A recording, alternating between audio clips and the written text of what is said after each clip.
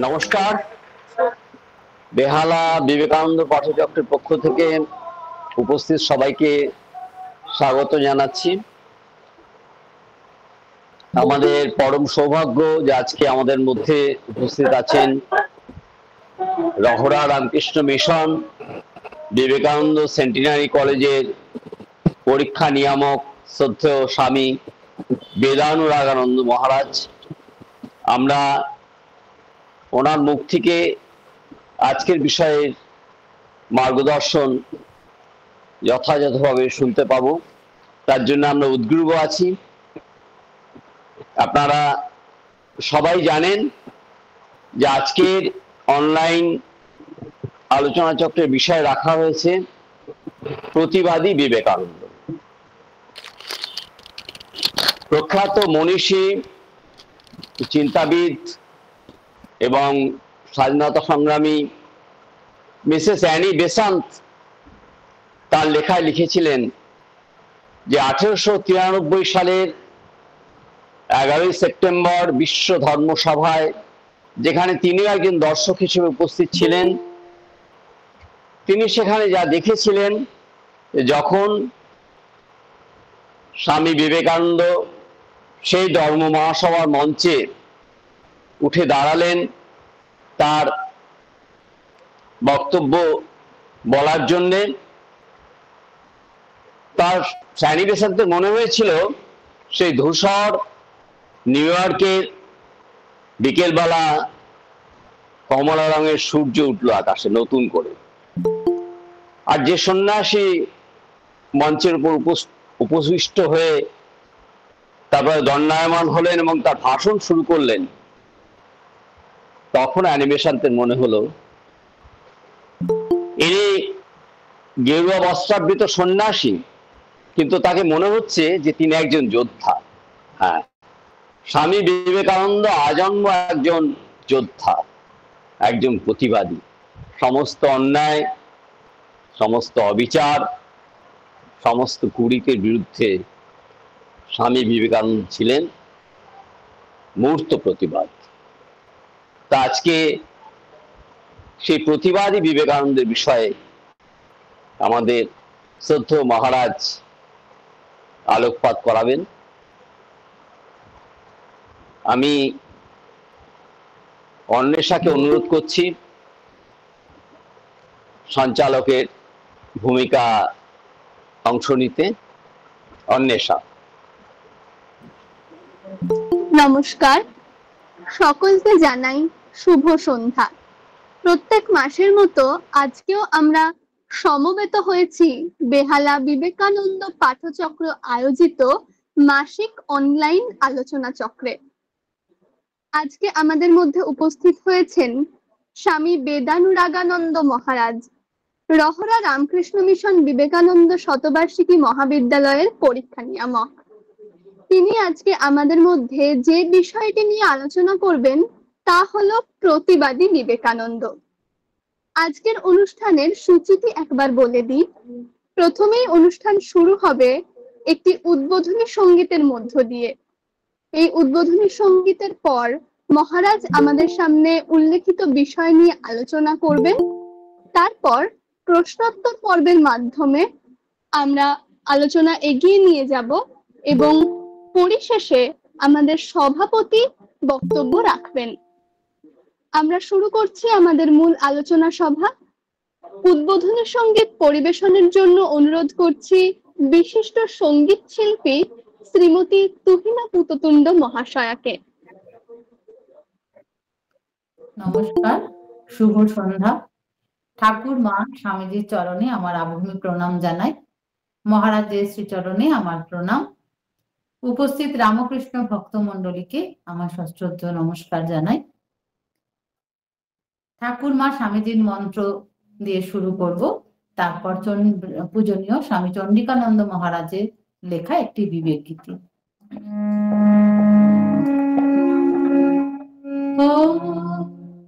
स्थापकाय च धर्मस्य सर्वधर्मस्वरूपिणे अवतार वरिष्ठाय रामकृष्णायते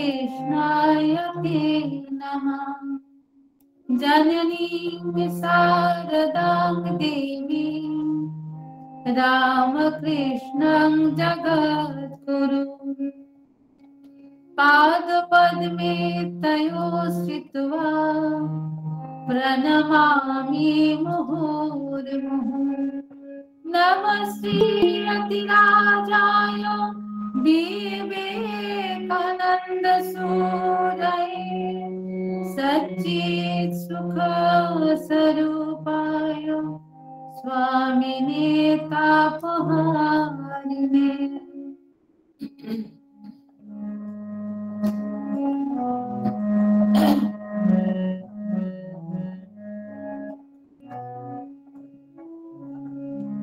खाजो बीजो ब्रह्म तेजो मूर्ति थोरिया हिलुइवा। खाजो बीजो ब्रह्म तेजो मूर्ति थोरिया हिलुइवा।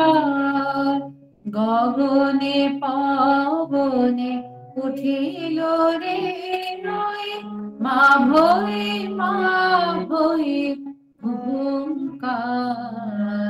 ধাত্র বীজ ব্রহ্ম তেজ মূর্তি ধরিয়া এলো এবার।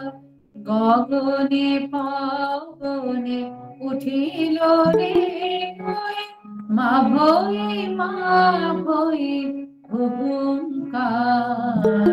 ধাত্র বীজ ব্রহ্ম তেজ মূর্তি ধরিয়া এলো এবার।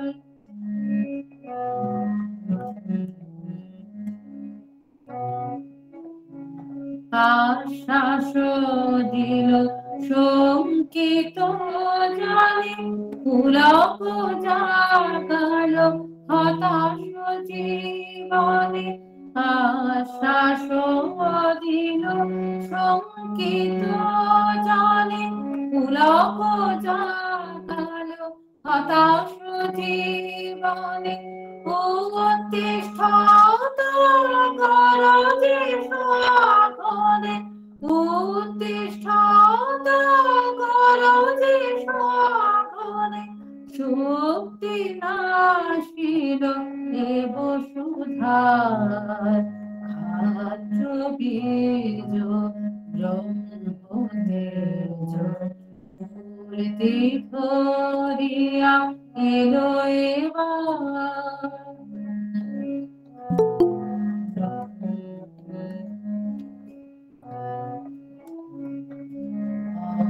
অমৃতস্য পুত্র আমরা মৃত্যু মোদের নাহি রে আর।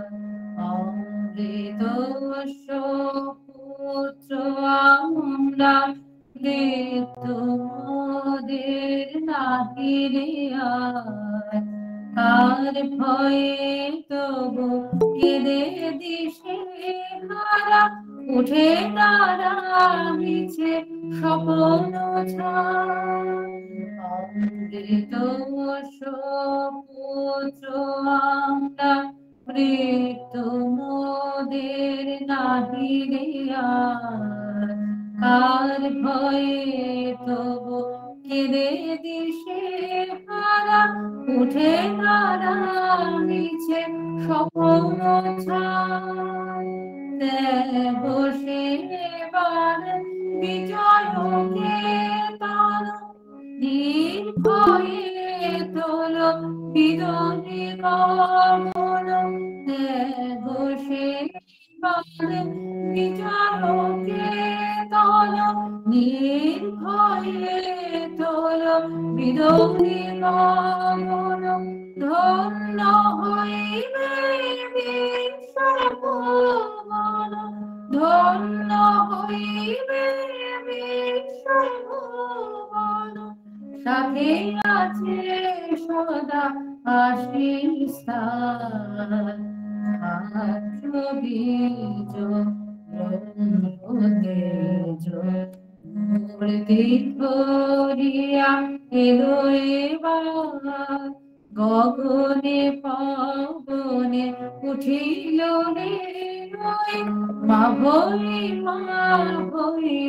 ওঙ্কার বীজ মূর্তি ধরিয়া এলো এবার।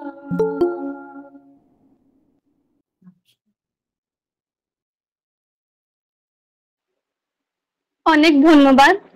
আমরা উদ্বোধনী সঙ্গীত শুনলাম। এবার আমরা আজকের আলোচনা সভার মূল পর্বে চলে যাব। আমাদের মধ্যে আছেন মহারাজ। আমরা মহারাজকে অনুরোধ করছি বক্তব্য শুরু করার জন্য।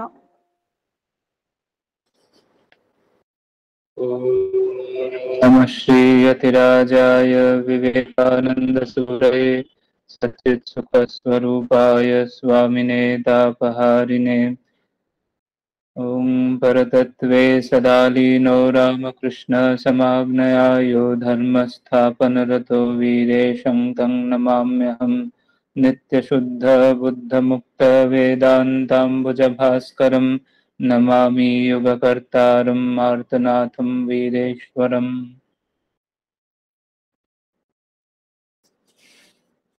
ঠাকুর মা স্বামীজির চরণে প্রণাম নিবেদন করছি। বেহালা বিবেকানন্দ পাঠচক্র আয়োজিত এই সভায় উপস্থিত সকলকে আমার শ্রদ্ধা এবং নমস্কার নিবেদন করছি। আয়োজকদের আমার অভিনন্দন এবং শুভেচ্ছা জানাচ্ছি। আজকে আমাদের যে আলোচ্য বিষয় সেটি হচ্ছে প্রতিবাদী বিবেকানন্দ। এই বিষয়ে আমাদের আলোচনা করার সময় একটি কথা যেটি প্রথমেই মনে হয় সেটি হচ্ছে যে স্বামীজি কি ধরনের প্রতিবাদী ছিলেন। তিনি কি আজকের দিনে আমরা যেরকম দেখতে পাই বিভিন্ন মানুষ মিছিলে বিভিন্ন দাবি জানাবার জন্য উপস্থিত হয়েছেন এবং প্রতিবাদ জানাচ্ছেন, তিনি কি সেই ধরনের প্রতিবাদী ছিলেন? তো সেই জন্য আমাদের যে আলোচনার বিষয় সেখানে প্রথমেই যেটি মনে পড়ে যে স্বামী অদ্বৈতানন্দজি মহারাজ শ্রীরামকৃষ্ণের অন্যতম পার্ষদ। তিনি তার সারা জীবন ব্যাপী অসাধারণ এক দিব্য জীবন যাপনের একেবারে শেষ পর্যায়ে রয়েছেন। তখন হঠাৎ একদিন শ্রী রামকৃষ্ণ দেবের দর্শন লাভ করছেন। সেখানে তিনি দেখছেন যে শ্রী রামকৃষ্ণ দেব তিনি একটি গদা কাঁধে নিয়ে উপস্থিত হয়েছেন তার সামনে। তো সাধারণত সেইভাবে তো তার স্থূল শরীর থাকতে কেউ তাকে দেখেননি, সেজন্য খুব অবাক হয়ে অদ্বৈতানন্দজি শ্রী রামকৃষ্ণকে জিজ্ঞেস করছেন যে এই রকম কেন, এইরকম রূপ কেন? তখন শ্রী রামকৃষ্ণ বলছেন যে আমি গদাধর, এবার গদা দিয়ে সব ভেঙে চুরে নতুন করে গড়ে দিয়ে যাব। অর্থাৎ যখন যখন অবতার আবির্ভূত হন এই বিশ্ব মাঝে তার একটি প্রেক্ষাপট থাকে, সেখানে ধর্মের গ্লানি হয়। যদা যদা হি ধর্মস্য গ্লানির্ভবতি ভারত অভ্যুত্থানম অধর্মস্য তদাত্মানম সৃজাম্যহম।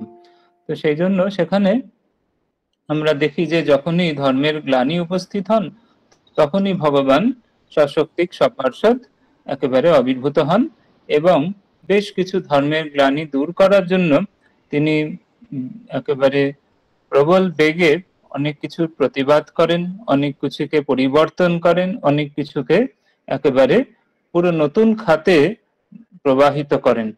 যেরকম নদী হয়তো বইছিল এক খাতে, সেটিকে একেবারে তার ধারা একেবারে নতুন খাতেও বইয়ে দেন। সেই জন্য তার আর এক নাম যুগাবতার। তিনি যুগ ধর্ম সংস্থাপক, অর্থাৎ সেই যুগে যেরকম প্রয়োজন সেই রকম ভাবে তারা এসে একেবারে মানুষের জীবন স্রোতকে নূতন ভাবে একেবারে প্রবাহিত করেন সেই যুগে যেরকম প্রয়োজন। সেই জন্য তাকে অনেকটা ঝাঁকানি দিয়ে অনেক কিছু ভেঙে নতুন করে গড়ে দিতে হয়। তো শ্রীরামকৃষ্ণের অভিন্ন মূর্তি স্বামী বিবেকানন্দ, তার মধ্যে আমরা সেই প্রবল শক্তির খেলা দেখতে পাচ্ছি এবং সেই প্রবল শক্তি নিয়ে তিনি সারা বিশ্বব্যাপী এক প্রচন্ড তাণ্ডব নৃত্য করেছেন। সেই তাণ্ডব নৃত্যে অনেক কিছু, যা কিছু অনিত্য, যা কিছু অসত্য, যা কিছু অপ্রয়োজনীয়, তা অনেক কিছুই তার পদতলে দলিত হয়েছে এবং তিনি সোল্লাসে নিজের ডমরু নিনাদে, যেটি তার বাণী, সেই বাণী দিয়ে তিনি একেবারে বহু অপ্রয়োজনীয় কণ্ঠস্বর, বহু অপ্রয়োজনীয় কথাকে স্তব্ধ করে দিয়ে গেছেন, বহু অপ্রয়োজনীয় যে রীতি বা অপ্রয়োজনীয় যে সকল চিন্তাধারা ছিল সেগুলোকে স্তব্ধ করে দিয়ে গেছেন তার সুগম্ভীর ডমরু নিনাদে। সেজন্য তার শিষ্য শরৎচন্দ্র চক্রবর্তী যে বিখ্যাত স্তোত্র লিখেছেন, মূর্ত মাহেশ্বরম উজ্জ্বলা ভাস্করম ইষ্টম অমর নরবন্দ্যম, সেখানে শেষে বলছেন যে প্রচন্ড তাণ্ডব নৃত্যম, বলছেন অভিরভি হুঙ্কার নাদিত দিংমুখ প্রচন্ড তাণ্ডব নৃত্যম। অর্থাৎ স্বামীজির প্রথম প্রতিবাদ হচ্ছে ভয়ের বিরুদ্ধে। যে সকল মানুষ ভয়ে ভীত হয়ে রয়েছেন তার বিরুদ্ধে তার প্রথম প্রতিবাদ হচ্ছে যে ভয় পাওয়া চলবে না, নির্ভীক হও, নিজের পায়ে দাঁড়াও এবং সব সমস্যার সমাধান করো। তাই যে অভিরভি হুঙ্কার নাদিত দিংমুখ প্রচন্ড তাণ্ডব নৃত্যম, অর্থাৎ অভিরভি হুঙ্কার, অর্থাৎ এই ভয় নেই, ভয় নেই, এই যে কথা, সেই ভয় শূন্য, যে একটা ভয় শূন্য হওয়ার যে ডাক, সেটা দিয়ে প্রথম স্বামীজির এই প্রতিবাদের যে বাণী, সেই ডমরু নিনাদ, সেটি একেবারে চলছে। স্বামীজির প্রতিবাদ ভাবতে গেলে প্রথমেই যেটি মনে হয় যে স্বামীজি নিজে শিব এবং সবাইকে শিব রূপেই দেখতেন, সবার মধ্যে সেই ঈশ্বর বা ব্রহ্ম এটিই দেখতেন, তার আর কোনো দৃষ্টিভঙ্গি ছিল না। তিনি জীব রূপে দেখতেই পারতেন না কাউকে, এবং এক জায়গায় তিনি বলছেন, আমি সেই ঈশ্বরের উপাসনা করি যাকে অজ্ঞানীরা মানুষ বলে। অর্থাৎ তিনি বলছেন যারা অজ্ঞানী তারা কয়েকজনকে মানুষ বলে, কিন্তু স্বামীজির কাছে সেগুলি সবই ঈশ্বর, সবই শিব। সেজন্য স্বামীজির প্রথম প্রতিবাদ হচ্ছে জীবত্বের বিরুদ্ধে। স্বামীজি নিজে শিব, তিনি শিবত্ব সংস্থাপন করতে এসেছেন, সকলের ভিতরে শিবত্ব জাগ্রত করতে এসেছেন, তাই সকলের জীবত্ব দূর করে ছাড়বেন, এটি যেন তার প্রথম প্রতিবাদ।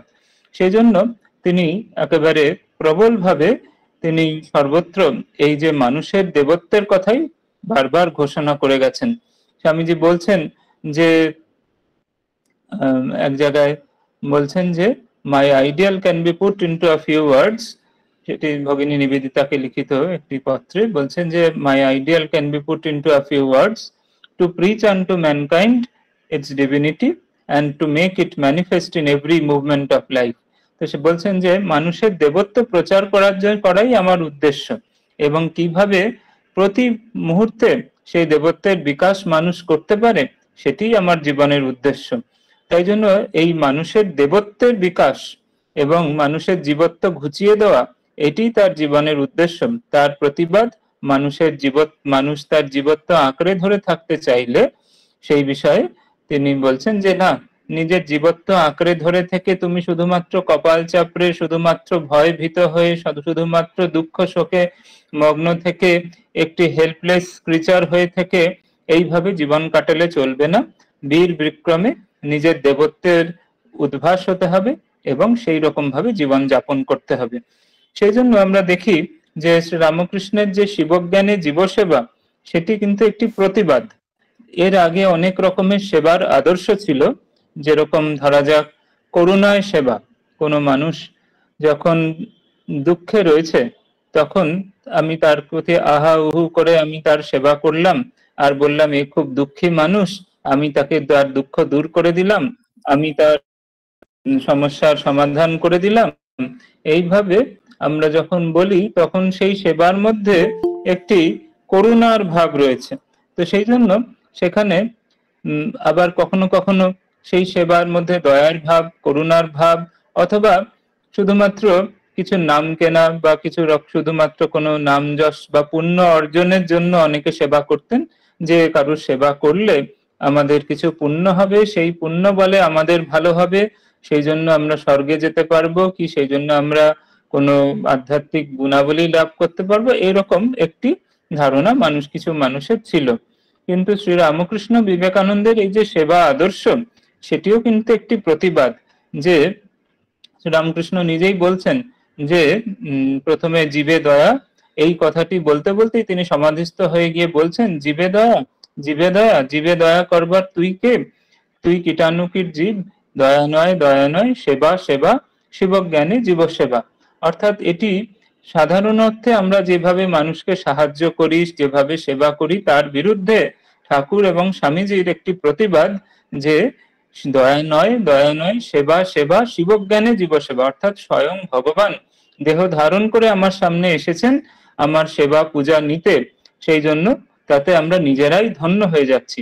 স্বামীজি আরো এগিয়ে গিয়ে বলছেন যে সেবা তাদিও আমার কথা আমি বোঝাতে পারছি না, পূজা পূজা বলছেন, পূজা সাক্ষাৎ ভগবান সামনে আবির্ভূত হয়েছেন নানা রূপ ধারণ করে, কখনো রোগীর রূপ ধারণ করে, কখনো শিক্ষার্থীর রূপ ধারণ করে, কখনো একেবারে আর্ত পীড়িত রূপ ধারণ করে। কিন্তু এগুলি শুধু তার মুখোশ, শুধু তার ছদ্মবেশ। তিনি সেই ছদ্মবেশ ধারণ করে এসেছেন আমাদের পরীক্ষা নেওয়ার জন্য, আমাদের সেবা পূজা নেওয়ার জন্য। তাই প্রথমে এই মানসিকতা বিরুদ্ধে স্বামীজির প্রতিবাদ, যে আমরা মানুষকে দয়া করতে পারি, মানুষকে উদ্ধার করতে পারি, মানুষের সমস্যা দূর করতে পারি। মানুষ নয়, সাক্ষাৎ ভগবানই সামনে এসেছেন, তার সেবা করছি, তার পুজো করছি। এটি তার অন্যতম একটি প্রতিবাদ, যে কি করে জীবত্ব ঘুচিয়ে শিবত্বে আমাদেরকে আনয়ন করতে পারেন এবং কি করে সকলের মধ্যে সেই ঈশ্বরকে দেখে তার সেবা করা যেতে পারে।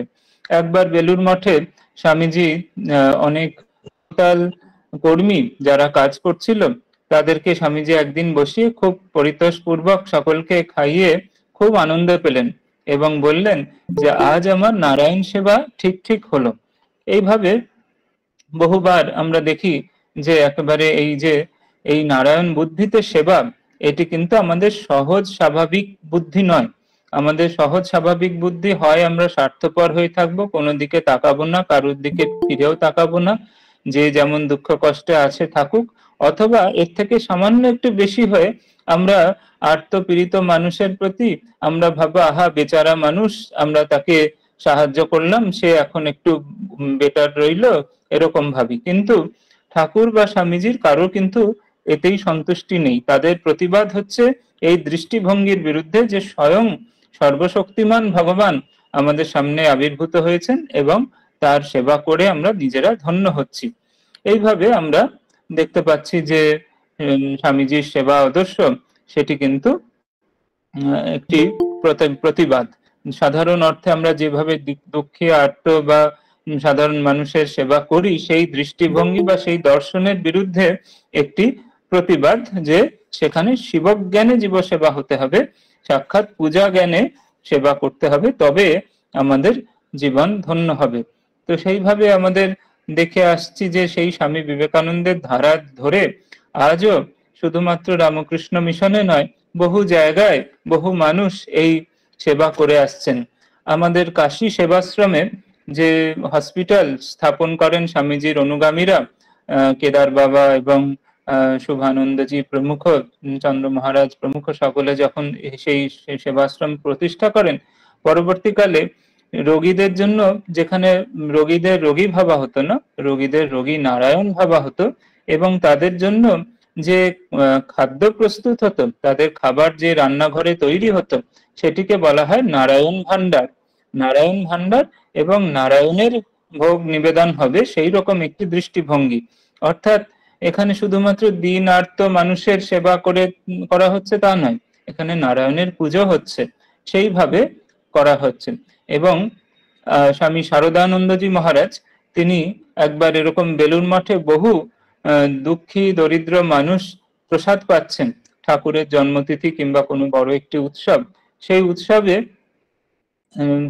তারা সেই এঁঠো পাতা সকলে তুলে তুলে ফেলছেন, শরৎ মহারাজও তাদের সঙ্গে রয়েছেন, এবং যেখানে সেই এঁঠো পাতা পড়ে রয়েছে সেখান থেকে এক দু কণা উচ্ছিষ্ট অন্ন তিনি নিয়ে কপালে ঠেকিয়ে মুখে দিয়ে একেবারে সমাধিস্থের মতো, যে একেবারে মহাপ্রসাদ এই বোধে তিনি গ্রহণ করছেন সেই উচ্ছিষ্ট অন্ন, যে সাক্ষাৎ নারায়ণ এত মূর্তিতে গ্রহণ করে গেছেন, এটি মহাপ্রসাদ, সাক্ষাৎ ভগবান সাক্ষাৎ ভগবতী এই অন্ন গ্রহণ করেছেন, এবং সেই জন্য তাতে একেবারে সবাই নিজেরা ধন্য হয়ে যেন আমরা সেই মহাপ্রসাদ গ্রহণ করছি।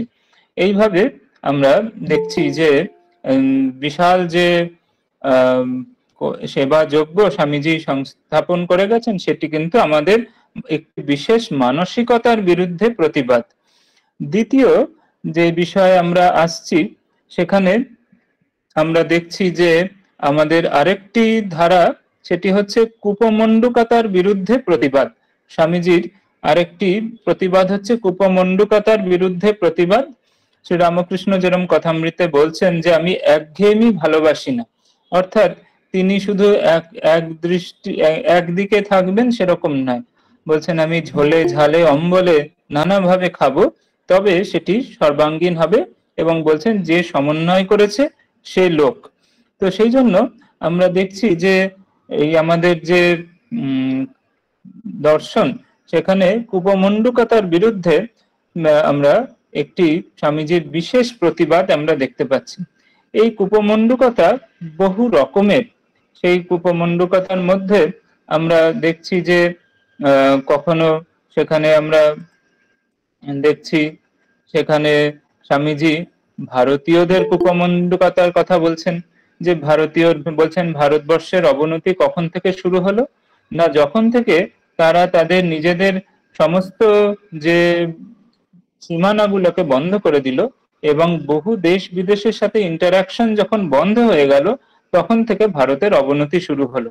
এবং স্বামীজি বলছেন যখন যখন ভারত আবার বিভিন্ন দেশের সাথে যুক্ত হয়ে যায়, তখন তার আবার একটা তার যে ঐশ্বর্য সেটি চারিদিকে ছড়িয়ে পড়ে এবং তার সাথে সাথে ভারতেরও উন্নতি হতে শুরু করে।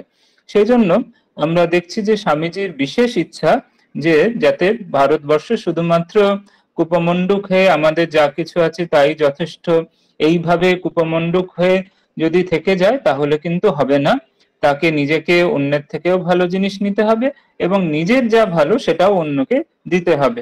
তো এইটি ভারতের দিক থেকে এই যে কুপমণ্ডুকতা আমাদের এক সময় ছিল, সেটি ভাঙার জন্য কিন্তু স্বামীজির বিশেষ প্রতিবাদ। তা সেই প্রতিবাদের যে ধারা, তাতে কিন্তু তিনি নিজেই প্রথম ব্যক্তি যারা অনেকদিন পরে বিদেশে যাত্রা করতে শুরু করলেন। অনেকেই গিয়েছেন, স্বামীজির আগেও বেশ কয়েকজন ভারতীয় গিয়েছেন, সমসাময়িক ভারতবর্ষীয় মানুষ, কিন্তু স্বামীজি বিশেষভাবে গেলেন ভারতের বাণী নিয়ে, ভারতের মহিমা নিয়ে, ভারতকে গৌরবান্বিত করতে। বাকি অনেকে তখন যাচ্ছেন, কিন্তু তার মধ্যে বেশিরভাগই কিন্তু এই আশায় যাচ্ছেন যে বিদেশ থেকে কিছু ভালো সভ্যতা শিখে আসব, ভালো কিছু জেনে আসব, এবং আমাদের তেমন কিছু ভালো নেই, আমাদের তাদের পদপ্রান্তে বসে শিখতে হবে, এরকম একটি মানসিকতা। সেইটি আবার আরেক ধরনের কুপমণ্ডকতা ছিল। আবার অন্যদিকে আমরা দেখছি পাশ্চাত্যবাসী যারা ইংরেজরা অথবা ইউরোপিয়ান আমেরিকান ব্যক্তিরা, তাদের মধ্যে একটি কুপমণ্ডকতা রয়েছে যে ভারতবর্ষ কখনোই একটি উন্নত দেশ নয় এবং ভারতবর্ষকে সবসময় তাদের কাছে ঋণী থাকতে হবে, তাদের কাছ থেকে সবকিছু শিখতে হবে, এবং তারা সদা সর্বদা কিন্তু মানে ভারতীয়দের অত্যন্ত নিকৃষ্ট জাতি এবং সদা সর্বদা একেবারে পদদলিত জাতি, দাস জাতি, এইভাবেই দেখে আসছেন। কিন্তু স্বামীজির এই বিষয়ে প্রতিবাদ যে না, ভারতবর্ষ শুধুমাত্র ভিখারি, তার যে ভারতবর্ষীয় ভিক্ষাবৃত্তি যেটিতে সে অভ্যস্ত হয়ে গিয়েছিল, যে শুধুমাত্র ভিক্ষা করব এবং অন্যদের থেকে কিছু নিয়ে বড় হব, সেটার বিরুদ্ধে স্বামীজির প্রতিবাদ যে না, শুধুমাত্র এরকম ভিক্ষা করলে হবে না, ভারতবর্ষকে উঠে দাঁড়াতে হবে এবং স্ট্রং ভাবে বিদেশে অন্যান্য দেশকে কিছু উপহার দিতে হবে। তার নিজের ভিতরে যা সম্পদ রয়েছে সেটা তাকে কিন্তু উপহার হিসেবে বাকি অন্যান্য দেশকে দিতে হবে। এবং সেই বিষয়ে স্বামীজি বলছেন ভারতের নিজস্ব অরিজিনাল যা কিছু রয়েছে সেটা দিতে হবে, এবং বলছেন কি অরিজিনাল আছে না, ভারতের আধ্যাত্মিকতা, ভারতের যে আধ্যাত্মিকতা সেটি বিদেশকে উপহার দিতে হবে। তো সেই জন্য স্বামীজির যে প্রতিবাদ সেটি ভারতের কুপমণ্ডকতা, বিদেশের কুপমণ্ডকতা এবং ভারতের ভিক্ষা বৃত্তির বিরুদ্ধে। শুধুমাত্র ভিক্ষা চাইলে হবে না, স্বামীজি বলছেন যে সমানে সমানে বন্ধুত্ব সম্ভব। সেই জন্য ভারতের এবং পাশ্চাত্যের মধ্যে যদি বন্ধুত্ব হতে হয় তাহলে ভারতবর্ষকেও কিছু দিতে হবে এবং সেখানে পাশ্চাত্যকে গ্রহীতা হতে হবে বা পাশ্চাত্যকেও নিতে হবে, এবং কিছু জিনিস পাশ্চাত্য দেবে ভারত নেবে, আবার কিছু জিনিস ভারত দেবে পাশ্চাত্য নেবে। এই রকম হলে তবেই বন্ধুত্ব হবে, তবেই কিছু আদান প্রদান সম্ভব।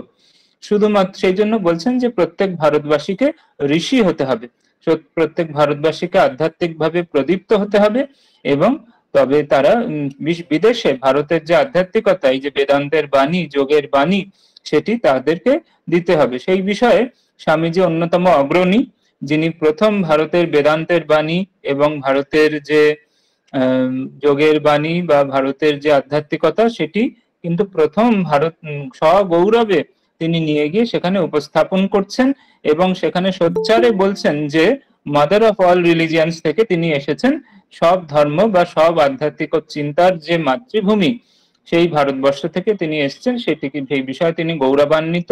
এই বৈদিক বা বৈদান্তিক ধর্ম থেকে তিনি এসেছেন, সেই বিষয়ে তিনি গৌরবান্বিত। তাই স্বামীজির যে প্রতিবাদ, সেটি কিন্তু বহুভাবে ধ্বনিত হয়েছে। তিনি সেখানে বিদেশের মাটিতে দাঁড়িয়ে গৌরবান্বিত হয়েছেন তিনি ভারতীয় বলে, আবার ভারতে দাঁড়িয়ে তিনি কিন্তু ভারতে যা যা ভুল ভ্রান্তি তখন ছিল বা যে ধরনের কুপমণ্ডুকতা ছিল, সেই বিষয়ে কিন্তু তিনি প্রতিবাদ করেছেন। আবার তিনি পাশ্চাত্যের যা মহিমা, সেটি তিনি ভারতে এসে গুণগান করেছেন, যাতে ভারতবর্ষীয়রা সেখান থেকে কিছু শিখতে পারে। এইভাবে তার প্রতিবাদী সত্তা বহুভাবে বিকশিত হয়েছে, যে কোনো দিক দিয়ে যেন সেটি একদেশদর্শী না হয়। শুধু তিনি ভারতীয়দের দোষ দেখছেন তাও নয়, শুধু তিনি পাশ্চাত্যবাসীর দোষ দেখছেন তাও নয়। অতএব তিনি সকলেরই গুণ এবং সকলেরই দোষ দেখেছেন এবং সামনাসামনি বলেছেন, এবং সামনাসামনি তাদের সব উদ্বুদ্ধ করেছেন। সেজন্য এইটিও কিন্তু একটি প্রতিবাদী সত্তা, যেখানে সাধারণত মানুষ কিন্তু একদেশদর্শী হয়ে যায়। মানুষ হয় খুব পাশ্চাত্য ভাবাপন্ন হয়, নয়তো ভীষণভাবে কুপমণ্ডুক হয়ে আচার সর্বস্ব হয়ে আমরা ভাবি যে আমরা খুব ভারতীয় হলাম, বা খুব বেশি আমাদের নিজের ধর্ম বা নিজের বিষয়ে আমরা খুব সচেতন হলাম, সেরকম অনেক সময় মনে হয়। কিন্তু দুই দিকেই কিন্তু আমাদের স্বামীজি কিন্তু প্রতিবাদ কিন্তু দুদিক থেকেই। সেই জন্য সেটি আমাদের কাছে একটি নতুন ধরনের প্রতিবাদ, যেখানে দিবে আর নিবে, মিলাবে মিলিবে, যাবে না ফিরে, অর্থাৎ মিউচুয়াল এক্সচেঞ্জ সেখানে কিন্তু একটি রয়েছে। স্বামীজি স্বামী রামকৃষ্ণানন্দজি মহারাজকে একটি চিঠিতে লিখছেন যে আর যাই হোক, বিশ্বজনীনতা যেন নষ্ট না হয়, ইউনিভার্সালিজম সেটি যেন নষ্ট না হয়, যেন সবার ভালো দিকটা আমরা অ্যাপ্রিসিয়েট করতে পারি, এবং নিজেদের ভালো দিকটা বিষয়ে যেন আমরা সচেতন থাকি, এবং অন্যকে যেন সেই বিষয়ে কিছু দিতে পারি।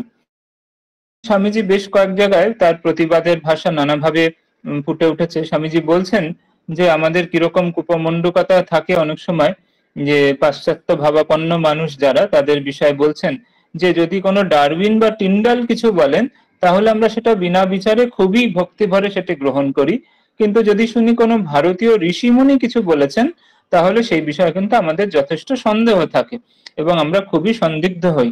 তাই এরকম পাশ্চাত্য ভাবাপন্ন মানুষদের বিরুদ্ধে স্বামীজি প্রতিবাদ করছেন। আবার খুব কুপমণ্ডুক ভারতীয় যারা যারা নতুন কিছু জানতে চায় না, সেইখানেও কিন্তু প্রতিবাদ করছেন। বারবার বলছেন সারা জগৎটা কিরম ভাবে চলছে দেখে আয়, বিভিন্ন দেশ কিভাবে কাজ করছে দেখে আয়।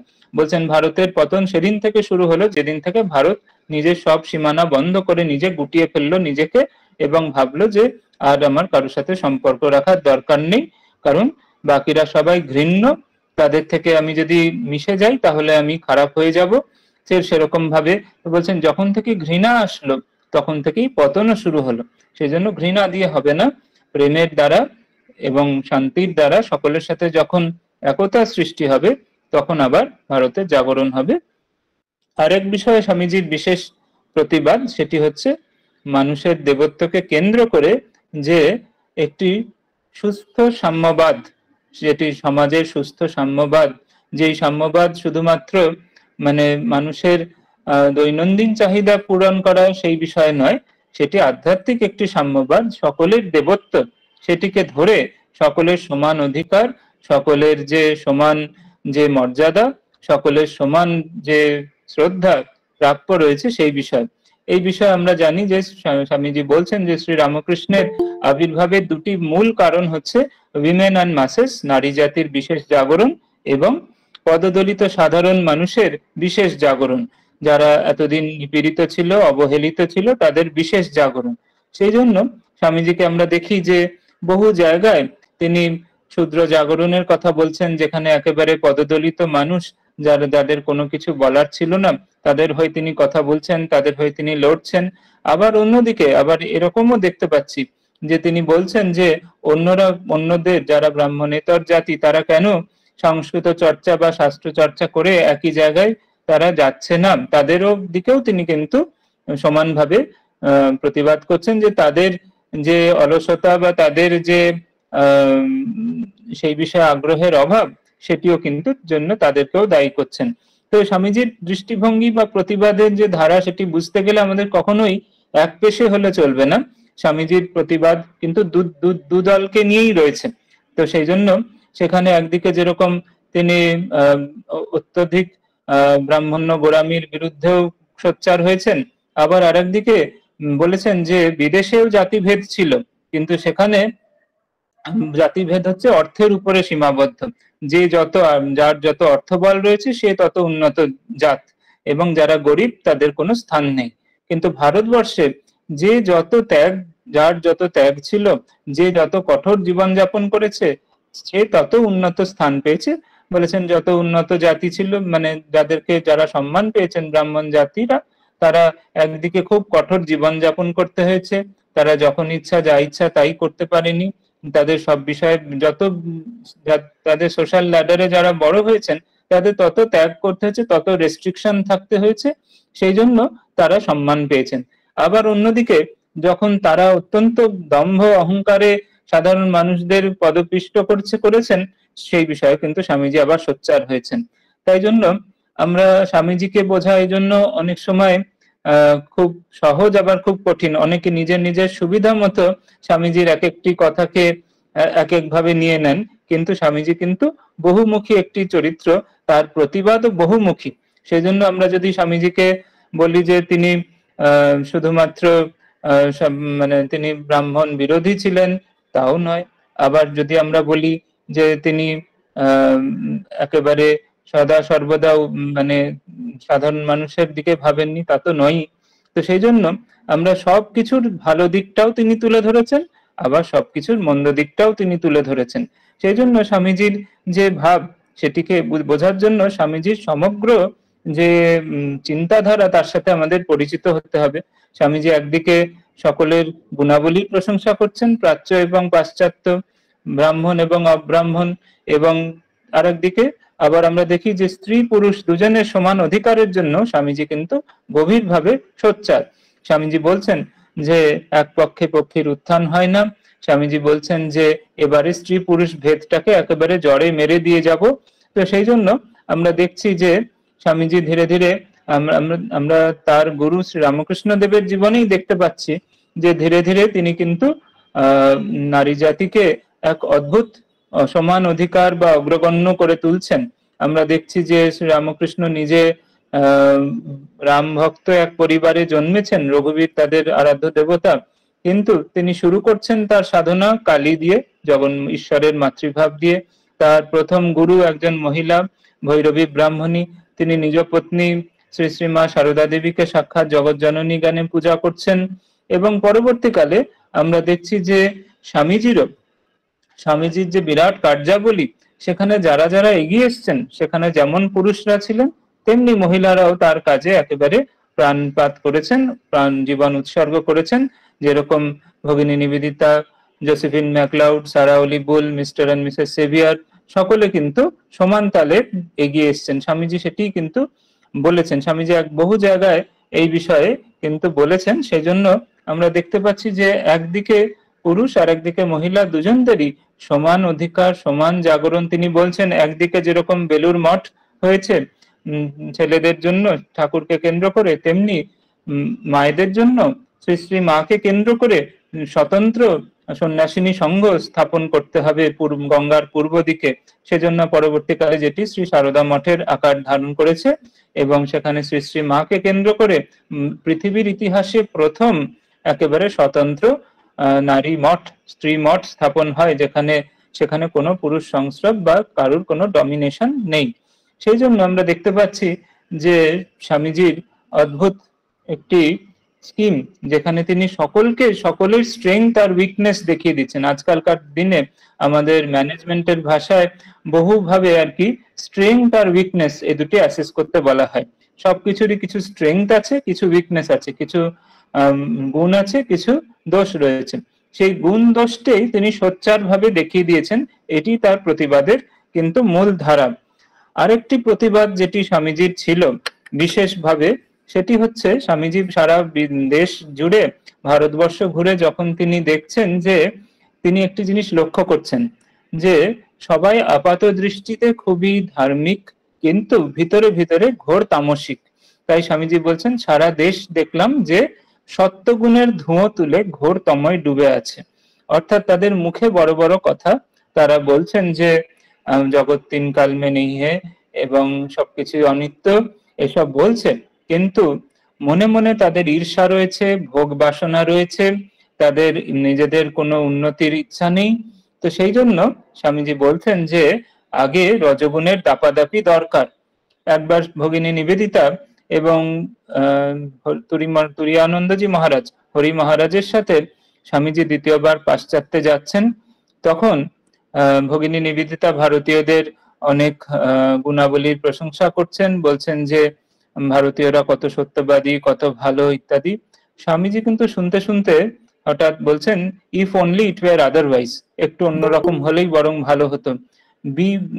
বলছেন যে be evil, do evil but do it like a man, manliness, this is my new gospel. বলছেন যে এরকম যন্ত্রের মতো শুধু ভালো থাকলাম, শুধু অহিংসা বা শুধু সয়ে যাওয়া, শুধু এরকম হলে হবে না, বরং কেউ যদি নিজের পায়ে দাঁড়িয়ে কোনো মানে একটি ভুল কাজও করে কিন্তু সেই জন্য সে দায় স্বীকার করে যদি করে, সেটি তার পৌরুষ বা সেটি তার ম্যানলিনেস বা সেটি তার শক্তির পরিচায়ক। সেই জন্য স্বামীজি বলছেন যে রজগুণের দাপাদাপি দরকার, যেখানে শুধুমাত্র মেকানিক্যালি ভালো হলে চলবে না। স্বামীজি বলছেন সেই কথা প্রসঙ্গে নিবেদিতা এবং তুরীয়ানন্দজির সাথে বলছেন যে ওটা মৃতের ভালোত্ব, অর্থাৎ সেই মৃতের ভালোত্ব দরকার নেই, যে কোনো মানে সাথে নেই পাঁচে নেই, শুধুমাত্র মানে একেবারে এক গাল বাড়িয়ে দিলে আর এক গালে চড় খেলে আর এক গাল বাড়িয়ে দেয়, এইরকম মৃতের ভালোত্ব দরকার নেই।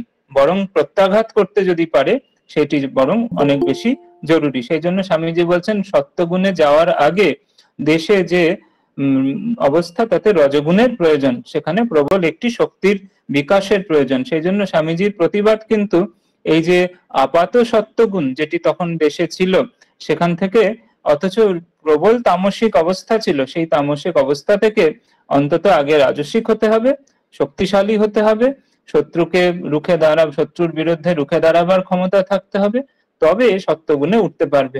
এই জন্য এই ধারা ধরেই আমরা দেখছি যে স্বামীজি বলছেন যে বৌদ্ধ ধর্মের পরে অর্থাৎ অশোক ইত্যাদি যারা পরে শক্তিশালী হলেন, তারা অহিংসার নামে কয়েকটি পাঠার জীবন বাঁচাতে পারলেন, কিন্তু বহু তার ফলে যে মিলিটারি পাওয়ার্স উইক হয়ে গেল এবং বহু বিদেশি শক্তি এসে ভারতে লুটে পুটে নিল।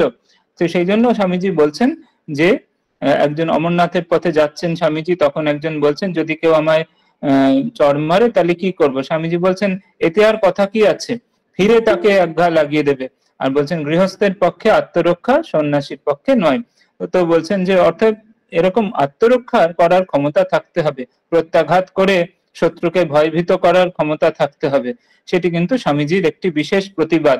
সেখানে শুধুমাত্র আপাত সত্যগুণ দিয়ে হবে না। স্বামীজি বলছেন যে যার প্রত্যাঘাত করার ক্ষমতা আছে সে যদি না করে সেটিকে ক্ষমা বলা যেতে পারে, কিন্তু যদি প্রত্যাঘাত করার ক্ষমতা নেই অথচ আমি বললাম আমি ক্ষমা করে দিলাম, আমি অহিংস, সেটি কিন্তু আসলে দুর্বলতা। তাই সর্বপ্রকার দুর্বলতার বিরুদ্ধে স্বামীজির ঘোর প্রতিবাদ। এবং সেই বিষয়ে আমাদের মনে পড়ে যে শ্রী অরবিন্দ স্বামী বিবেকানন্দ সম্পর্কে বলছেন যে স্বামীজি যখন গিয়ে বিশ্ব বিজয় করলেন, তখন তার স্বামী শ্রী অরবিন্দ বলছেন, India was awake not only to survive but to conquer. তো বলছেন যেন সেটা বোঝা গেল যে ভারতবর্ষ শুধুমাত্র জেগে নেই, কিন্তু সে জয় করার জন্য উঠে পড়ে লেগেছে।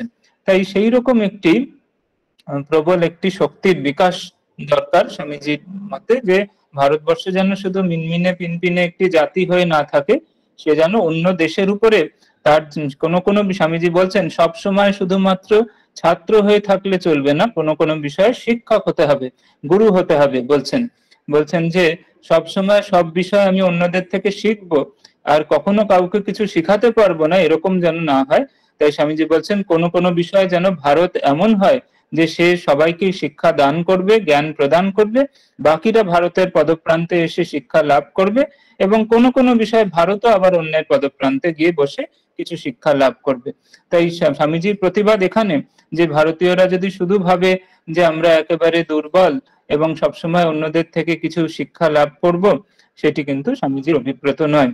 সেজন্য স্বামীজি বলছেন প্রত্যেক ভারতবর্ষের মানুষকে একেবারে প্রবলভাবে আধ্যাত্মিকভাবে প্রদীপ্ত হয়ে উঠতে হবে, এবং অন্য মানুষকে কিন্তু অন্য দেশকে ভারতীয় আধ্যাত্মিকতা প্রদান করতে হবে। সেই জন্য সেই বিষয়ে আমাদের হুঁশিয়ার হতে হবে, সেই বিষয়ে আমাদের সাধনা করতে হবে, সেই বিষয়ে অন্যকে এনলাইটেন করার ক্ষমতা থাকতে হবে। এইভাবে আমরা দেখছি বহু রকমের শক্তির বিরুদ্ধে এবং চিন্তা ভাবনার বিরুদ্ধে স্বামীজির প্রতিবাদ। তাই স্বামীজির প্রতিবাদ খুব সূক্ষ্ম, স্বামীজির প্রতিবাদ বহুমুখী। আবার আমরা দেখতে পাচ্ছি যে পাশ্চাত্য ভোগ সর্বস্বতা, ক্রিশ্চিয়ানিটির অত্যধিক যে দম্ভ এবং আস্ফালন, যা দিয়ে তারা ক্রমশ তাদের ইচ্ছা ছিল যে সমগ্র এশিয়া, আফ্রিকার পরে সমগ্র এশিয়াকেও গ্রাস করে নেবে, সেই বিষয়ে কিন্তু স্বামীজির বিশেষ প্রতিবাদ।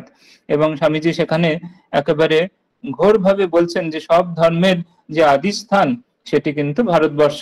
এখান থেকেই প্রতিধ্বনিত হয়ে একের পর এক বিভিন্ন জায়গায় বিভিন্ন ধর্মের স্রোত উঠেছে, সেই জন্য সবকিছুই কিন্তু এখান থেকেই উদ্ভূত হয়েছে। তাই অন্যান্য জায়গায় আলাদা নতুন কিছু নেই, সেটি কিন্তু ভারতবর্ষের আধ্যাত্মিকতারই প্রতিধ্বনি মাত্র। সেই জন্য আমরা দেখতে পাচ্ছি যে স্বামীজি রামকৃষ্ণের ধারা ধরেই সেই সর্বজনীন যে ধর্ম, সেই বেদান্তের ধর্ম প্রচার করছেন, যেটি ভারতবর্ষ থেকে উঠেছিল, এবং সেই বিষয়ে তিনি একেবারে একটি বিশেষ শক্তিশালী প্রচারক হিসেবে তিনি প্রমাণ করলেন যে ভারতবর্ষে ধর্মের কোনো অভাব নেই। অন্য ধর্মের মানুষকে এসে তাদেরকে ধর্মান্তরিত করে উদ্ধার করতে হবে, এনলাইটেন করতে হবে, তা নয়। ভারতবর্ষের অভাব তখন ছিল খাবার, তাই তার দুটি খাবার জুটলে সে শক্তিশালী হয়ে উঠবে। সেই জন্য সেখানে যখন স্বামীজি শিকাগোয় গিয়েছেন, তখন শিকাগোবাসীরা বলছেন যে এটা কি আমাদের কি নির্বুদ্ধিতা যে এই দেশে আমরা মিশনারিদের পাঠাই। বলছেন যে হার্ভার্ড ইউনিভার্সিটিতে যতজন প্রফেসর আছে সবাইকে মিলালেও এনার সমান কখনোই হবে না। এইভাবে আমরা দেখছি স্বামীজির বহু রকমের প্রতিবাদের ধারা রয়েছে। আবার আমরা দেখছি স্বামীজির আরেকটি প্রতিবাদের ধারা হচ্ছে মানুষের যে চারটি দিক, সেই চারটি দিককে সমানভাবে গড়ে তুলতে হবে, কেউ এক পেশে হয়ে গেলে হবে না। সেই জন্য 4 যোগের সমন্বয়, জ্ঞান, ভক্তি, কর্ম এবং ধ্যান, সেটি কিন্তু রামকৃষ্ণ এবং স্বামী বিবেকানন্দ আবার নতুন করে জাগ্রত করেছেন। কারণ কোন এক এক যুগে এক একটি ভাব প্রবল হয়ে উঠেছিল, তার ফলে হয় আমরা শুষ্ক বিচার সম্পন্ন হচ্ছিলাম, নয় অত্যধিক আবেগপ্রবণ হয়ে যাচ্ছিলাম, নয় কর্মচঞ্চল হয়ে যাচ্ছিলাম, নয় ধ্যানের নামে উন্মাদবৎ হয়ে যাচ্ছিলাম। কিন্তু চারটিকে যদি সমানভাবে সমন্বয় করা হয়, জ্ঞান, ভক্তি, কর্ম এবং ধ্যান, তাহলে কিন্তু আমাদের সঠিকভাবে আমাদের চারিত্রিক গঠন, সর্বাঙ্গ সুন্দর চরিত্র গঠন হবে। সেই জন্য স্বামীজি বলেছেন যে শ্রী রামকৃষ্ণের আবির্ভাব এই যার জীবনে 4 যোগের সমন্বয় নেই, তার কিন্তু শ্রী রামকৃষ্ণ মুসায় দ্রুত হয়নি। তার জীবন শ্রী রামকৃষ্ণ মডেলে তৈরি হয়নি। অর্থাৎ এই মডেলটা কিরকম হবে, যে একজন খুব বিচারশীল হবে জ্ঞান যোগের মাধ্যমে, তার নিজের আত্মবিচার করে তার নিজের স্বরূপ বুঝতে পারবে, আবার খুব হৃদয়বান হবে, ভগবানের প্রতি ভক্তি, মানুষের মধ্যে ভগবানকে দেখে তার সেবা এবং গভীর ধ্যানস্থ হয়ে থাকার ক্ষমতা, মনোযোগ দেওয়ার ক্ষমতা, এই সবগুলি কিন্তু একসঙ্গে থাকতে হবে। জ্ঞান যোগ, ভক্তি যোগ, কর্মযোগ এবং রাজযোগ সবগুলির তালে গঠন হতে হবে।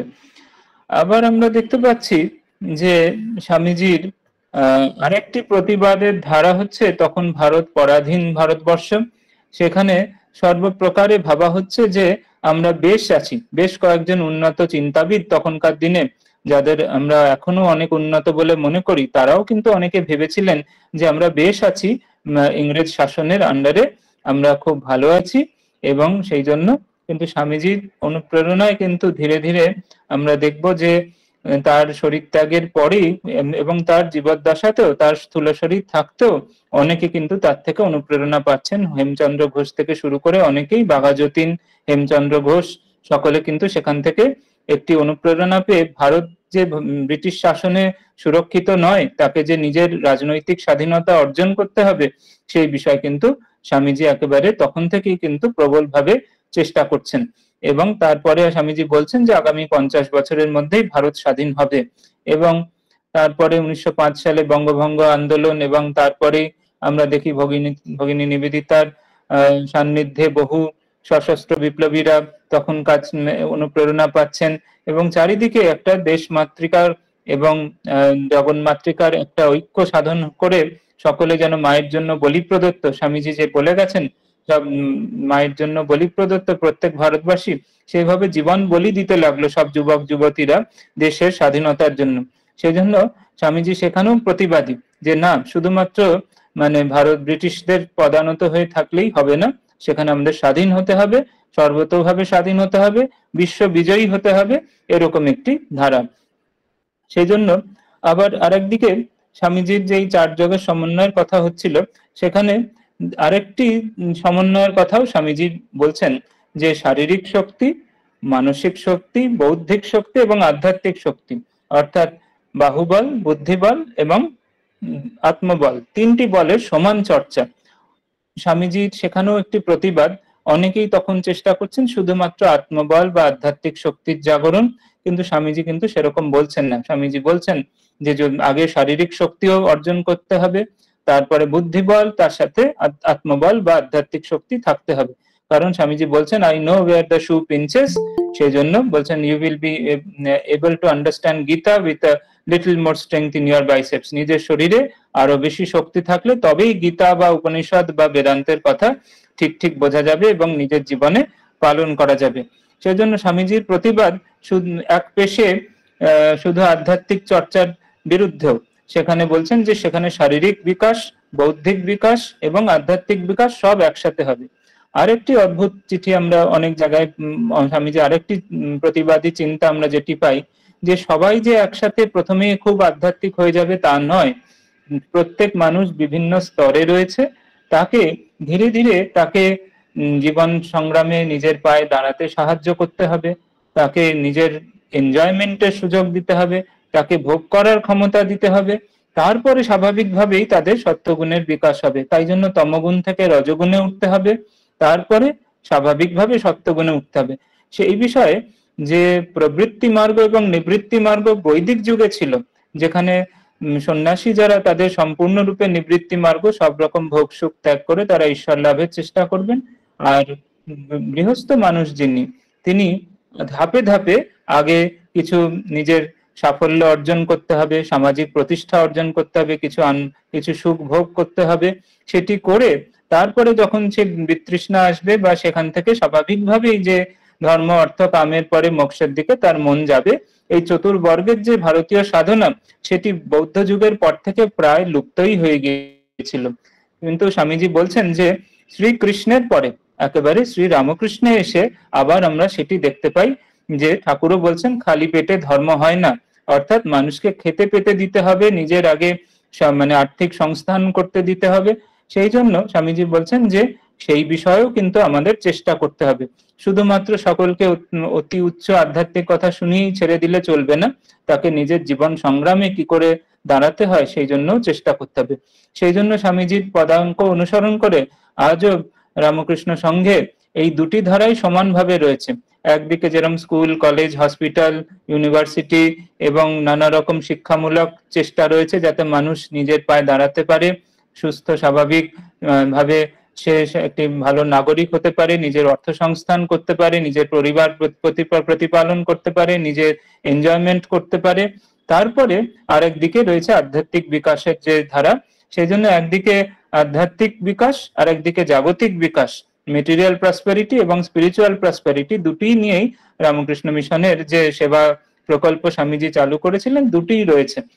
সেজন্য সেটিও একটি প্রতিবাদ যে খালি পেটে ধর্ম হয় না, তাই বুভুক্ষ মানুষের কাছে শুধুমাত্র ধর্মের কথা শোনালে সেটি হয়তো তার কাজে নাও লাগতে পারে, সেজন্য আগে তাকে খেতে পেতে সাহায্য করতে হবে, সেই বিষয়েও কিন্তু স্বামীজির প্রতিবাদ রয়েছে। সেই জন্য আমরা দেখছি যে স্বামীজির প্রতিবাদ আরো অনেক ধারায় রয়েছে। আমরা আর একটি দুটি কথা বলেই শেষ করব। স্বামীজি ইঙ্গারসোলের সাথে দেখা হচ্ছে। ইঙ্গারসোল জড়বাদী ব্যক্তি, নাস্তিক ব্যক্তি, তিনি কিন্তু একেবারে বলছেন যে আমি কমলা লেবুটিকে নিংড়ে খেয়ে নিতে হবে, কারণ এই জীবন অনিত্য, তাই যতদিন বাঁচবো জগৎটাকে খুব করে ভোগ করে নিতে হবে। স্বামীজি বলছেন হ্যাঁ আমিও জানি এই কমলা লেবুটাকে কিভাবে খেতে হয়, কিন্তু আমার কোনো তাড়া নেই, কারণ আমার মৃত্যু নেই, আমার জন্ম নেই, মৃত্যু নেই, আমার কোনো তাড়া নেই, তাই আমি ধীরে ধীরে এই কমলা লেবুটিকে খাবো। এবং বলছেন যে সবকিছুকে জগতে সব ভোগ করতে করে নিয়ে নিতে হবে, সেটিও যেমন সত্য, কিন্তু সবাইকে ভগবান রূপে দেখে যে আনন্দ, সেটি আরো বেশি আনন্দ। সকলকে ভগবান রূপে ভেবে ভালোবাসা, সেটি আরো বেশি আনন্দের। তাই স্বামীজির জড়বাদের বিরুদ্ধে, ভোগবাদের বিরুদ্ধেও তার বিরাট প্রতিবাদ। সেই জন্য একেবারে আবার রকফেলার যখন কিছু দান ধ্যান করে এসে স্বামীজিকে এসে বলছেন দেখো আমি এত দান ধ্যান করেছি, তো স্বামীজি বলছেন যে বলছেন, রকফেলার বলছেন আপনি আমাকে ধন্যবাদ দিন। স্বামীজি বলছেন তোমাকেই আমাকে ধন্যবাদ দিতে হবে, কারণ মানে তুমি যে স্বার্থপর জীবন যাপন করছিলে তার থেকে তুমি যে অপরের জন্য কিছু দান করেছো তাতে তুমিই ধন্য হয়েছো। এইরকম যে পাশ্চাত্য জড়বাদ এবং ভোগবাদ এবং স্বার্থপরতা ছিল, সেগুলোর বিরুদ্ধে স্বামীজির ঘোর প্রতিবাদ। এবং আরেকদিকে শ্রীরামকৃষ্ণ বিষয়ে স্বামীজি বলছেন যে শ্রীরামকৃষ্ণ অবতারে কোন রাক্ষস বা কোন দৈত্য বধ করেছেন, বলছেন সংশয় রাক্ষস নাশ মহাস্ত্রম।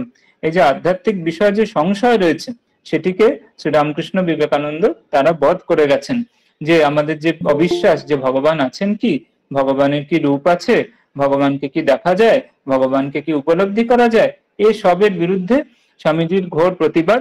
তিনি যখন বক্তৃতা দিতেন তখন তার বিরাট শক্তি, তার সামনে যারা যারা থাকতো তাদের একেবারে সাক্ষাৎ সেই ব্রহ্ম উপলব্ধি হয়ে যেত। তাই স্বামীজি বলছেন I give them something solid. এই জন্য তিনি তার দেহ পর্যন্ত বিসর্জন দিয়েছেন। বলছেন যে পাশ্চাত্যে এটি করা খুব কঠিন বলে তার শরীর মন একেবারে ধীরে ধীরে ভাঙতে শুরু করে এবং খুব অল্প বয়সেই তার শরীর ত্যাগ হয়ে যায়। সেই জন্য আমরা দেখতে পাই যে স্বামীজিকে একবার একজন জিজ্ঞাসা করছেন, মন্মথনাথ গঙ্গোপাধ্যায়, যে আপনি আমাকে মায়া কি জিনিস একটু বুঝিয়ে দিন। তখন স্বামীজি বলছেন যে পরে একদিন বুঝিয়ে দেব। কিন্তু তখন স্বামীজি বলছেন যে কিন্তু একটু পরেই স্বামীজি সেই মায়া প্রসঙ্গে কথা বলতে লাগলেন এবং ধীরে ধীরে মন্মথনাথ গঙ্গোপাধ্যায় একেবারে জগৎ ভুল হয়ে গেল। তিনি একেবারে স্বামীজি, তিনি সকলকে ভুলে যেন সব মায়া এই উপলব্ধি সাক্ষাৎ হয়ে গেল। এইভাবে স্বামীজি সংশয় রাক্ষস নাশ করেছেন। বহু মানুষের জীবনে এই যে আধ্যাত্মিক সত্যগুলো যে সত্য সেটি তিনি প্রতিষ্ঠা করে দিয়ে গিয়েছেন। একবার একজন সেই সাকার মূর্তি পূজায় বিশ্বাস করে না, তার সামনে একটি প্রসেশন করে একটি দেব বিগ্রহ নিয়ে আসা হচ্ছে। স্বামীজি হঠাৎ বললেন দেখেছো কিরম জীবন্ত মূর্তি। সঙ্গে সঙ্গে সেই ব্যক্তি দেখছেন যে সামনে একেবারে সাক্ষাৎ সেই দেবতার বিগ্রহ আর মাটির নয়, সাক্ষাৎ জীবন্ত মূর্তি একেবারে সামনে রয়েছে। সেইভাবে আমরা দেখছি যে কি অদ্ভুত ভাবে তিনি সব সংশয় রাক্ষসও নাশ করেছেন। আবার আরেকদিকে তার আরেকটি প্রতিবাদের ধারা, সেটি হচ্ছে যে যেগুলি সাধারণত আমাদের ভারতীয় বৈদান্তিক ধর্মের মধ্যে যুক্ত নয় বলে আমরা মনে করি, সেগুলিরও যে বৈদান্তিক ভিত্তিভূমি রয়েছে, সেইভাবে তিনি তাদেরকেও কিন্তু নিজের এই বিরাট দর্শনের মধ্যে নিয়ে নিয়েছেন। যেরকম বুদ্ধদেবকে সাধারণত বৈদান্তিক মতের পরিপোষক বলে আমাদের ধরা হয় না ক্লাসিক্যালি, তাকে নাস্তিক দর্শন, যেহেতু তিনি ঈশ্বর বা ব্রহ্ম বা আত্মা এগুলিকে সেই অর্থে স্বীকার করছেন না। কিন্তু স্বামীজি কিন্তু বলছেন যে সেটি আসলে কিন্তু জ্ঞান মার্গ, তার যে নির্বাণ সেটি আসলে সেই মন একেবারে আমিত্বের পারের যে অবস্থা, যেখানে ব্রহ্ম আছেন কি ঈশ্বর আছেন এই বোধেরও পারে যে অবস্থান, সেইটির কথা। এই বিষয়ে শ্রী রামকৃষ্ণ দেবেরও অদ্ভুত সব কথা রয়েছে, যে স্বামী শ্রী রামকৃষ্ণের সামনে কেউ বলছেন বুদ্ধদেব নাস্তিক ছিলেন, কিন্তু শ্রী রামকৃষ্ণ বলছেন যে না, নাস্তিক কেন হবে, অস্তি নাস্তির পার, সেই জন্য বোধ করেছেন, সেই জন্য বোধ স্বরূপ হয়ে গিয়েছেন, তাই বুদ্ধ। তো এইভাবে যে ভারতবর্ষে যে বৈদিক এবং বৌদ্ধ ধারার মধ্যে যে একটি বিচ্ছেদ ছিল, সেটিকে তিনি একেবারে এক করার চেষ্টা করছেন, পুরো ভারতীয়দের এক করার চেষ্টা করছেন। অন্যান্য ধর্মের মধ্যেও যে সেই একই ধারা রয়েছে, সেইভাবেও তিনি সকলকে নিয়ে এক করার চেষ্টা করছেন। যিশুর সম্পর্কে বলছেন এবং সব ধর্মের মহিমার সম্পর্কে বলছেন, ইসলামিক বডি অ্যান্ড বৈদান্তিক হেড সে বিষয়ে বলছেন। তো এইভাবে স্বামীজির প্রতিবাদের ধারা বলতে গেলে আমাদের সবকিছুই প্রায় এসে যায়, যে কিভাবে তিনি অদ্ভুতভাবে বহু পাঁচিল ভাঙার চেষ্টা করছেন, বহু ভুল ভ্রান্তি ভাঙার চেষ্টা করছেন, এবং মানুষকে নিজের শিবত্বে জাগ্রত করার চেষ্টা করছেন, এবং সারা বিশ্ব জুড়ে একটা এক অদ্বৈত এবং সমান যে ভিত্তিভূমি, সেটিকে সেখানে আনার চেষ্টা করছেন, যেখানে সব মানুষই ঈশ্বরের প্রকাশ মাত্র। আজ আমরা স্বামীজির বিভিন্ন চিন্তা ভাবনার সামান্য অনুধাবন করার চেষ্টা করলাম।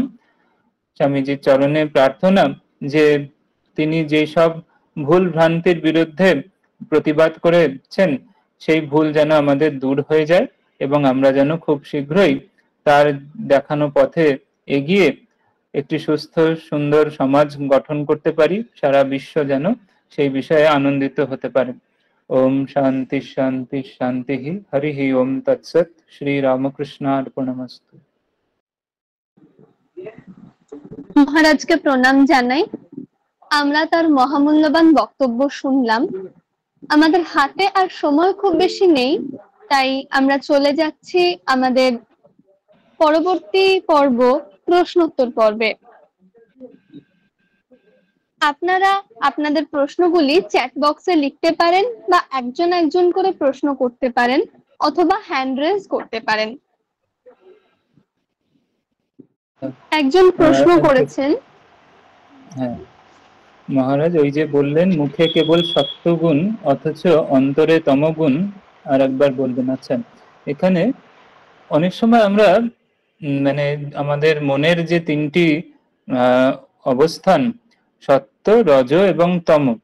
সত্যগুণ হচ্ছে সর্বতভাবে আর কোনো সেখানে কোনো বাসনা নেই, কামনা নেই, দুর্বলতা নেই, ভয় নেই, এক অপার প্রশান্তি, এক অপার জ্ঞানের প্রকাশ, সেটি হচ্ছে সত্যগুণ। আর তমগুণ হচ্ছে যেখানে একটি একেবারে একদম প্রমাদ, আলস্য, নিদ্রা। তাই এই নিদ্রা, আলস্য, প্রমাদ, এখানেও এক শান্তি রয়েছে। তাই দুটিকে দেখতে একরকম লাগে, একটি অজ্ঞানের জন্য শান্ত আর একটি জ্ঞানের জন্য শান্ত। তাই জন্য কিন্তু দুটির মানে প্রকাশ একরকম দেখতে লাগে, কিন্তু আসলে দুটি কিন্তু একেবারেই আলাদা। তমগুণে যে শান্তি, সেটি কোনো প্রচেষ্টা নেই, সেখানে উন্নত হওয়ার ইচ্ছা নেই, তেরে ফুরে কিছু করার ইচ্ছা নেই, সেখানে একদম প্রমাদ, আলস্য এবং নিদ্রা। ভগবান গীতায় বলছেন, শ্রীকৃষ্ণ গীতায় বলছেন যে প্রমাদ, আলস্য এবং নিদ্রা, অর্থাৎ অলস, নিদ্রালু, কোনো কিছু করতে ভালোবাসে না, এবং কথায় কথায় ভুল হয় নানা রকমের, এগুলি হচ্ছে তমগুণের লক্ষণ। আর সত্যগুণের হচ্ছে জ্ঞান, শান্তি, এগুলি হচ্ছে সত্যগুণের লক্ষণ। তো ভারতবর্ষে তখন যে অবস্থা ছিল, তারা সবাই তখন ভাবখানি ছিল এরকম যে আমাদের আর কিছু দরকার নেই, আমাদের যে যা করে করুক, আমরা আর কিছু আমাদের তাদের নিজেদের উপরে যত অত্যাচার হচ্ছে সেই বিষয়ে তাদের কোনো বিরোধিতা নেই। ব্রিটিশরা যে এরকম ভাবে ভুল বুঝিয়ে দিচ্ছে যে ভারতীয়দের কিছু ভালো নেই, সবকিছু আমাদের শিখতে হবে তাদের থেকে, এই যে মানসিকতা, তখন যে মনে হচ্ছে যে না, আমরা ভালো আছি, আমরা কিছু নিজের ভালো মন্দই বুঝতে পারি না, যে যা বোঝায় বুঝে নি, এটি তমগুণ। তাই ওই ভালোত্বটা সত্যগুণ নয়, ওটা তমগুণ।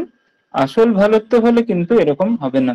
সেই জন্য এই মুখে সত্যগুণ মানে এই যে গোবেচারা ভাব, কোনো কিছুতে আপত্তি নেই, সাতচরের রা নেই, স্বামীজি বলছেন ঠিক এই কথাগুলি বলছেন যে সাতচরের রা নেই, কিন্তু ওগুলো আসলে তমগুণ।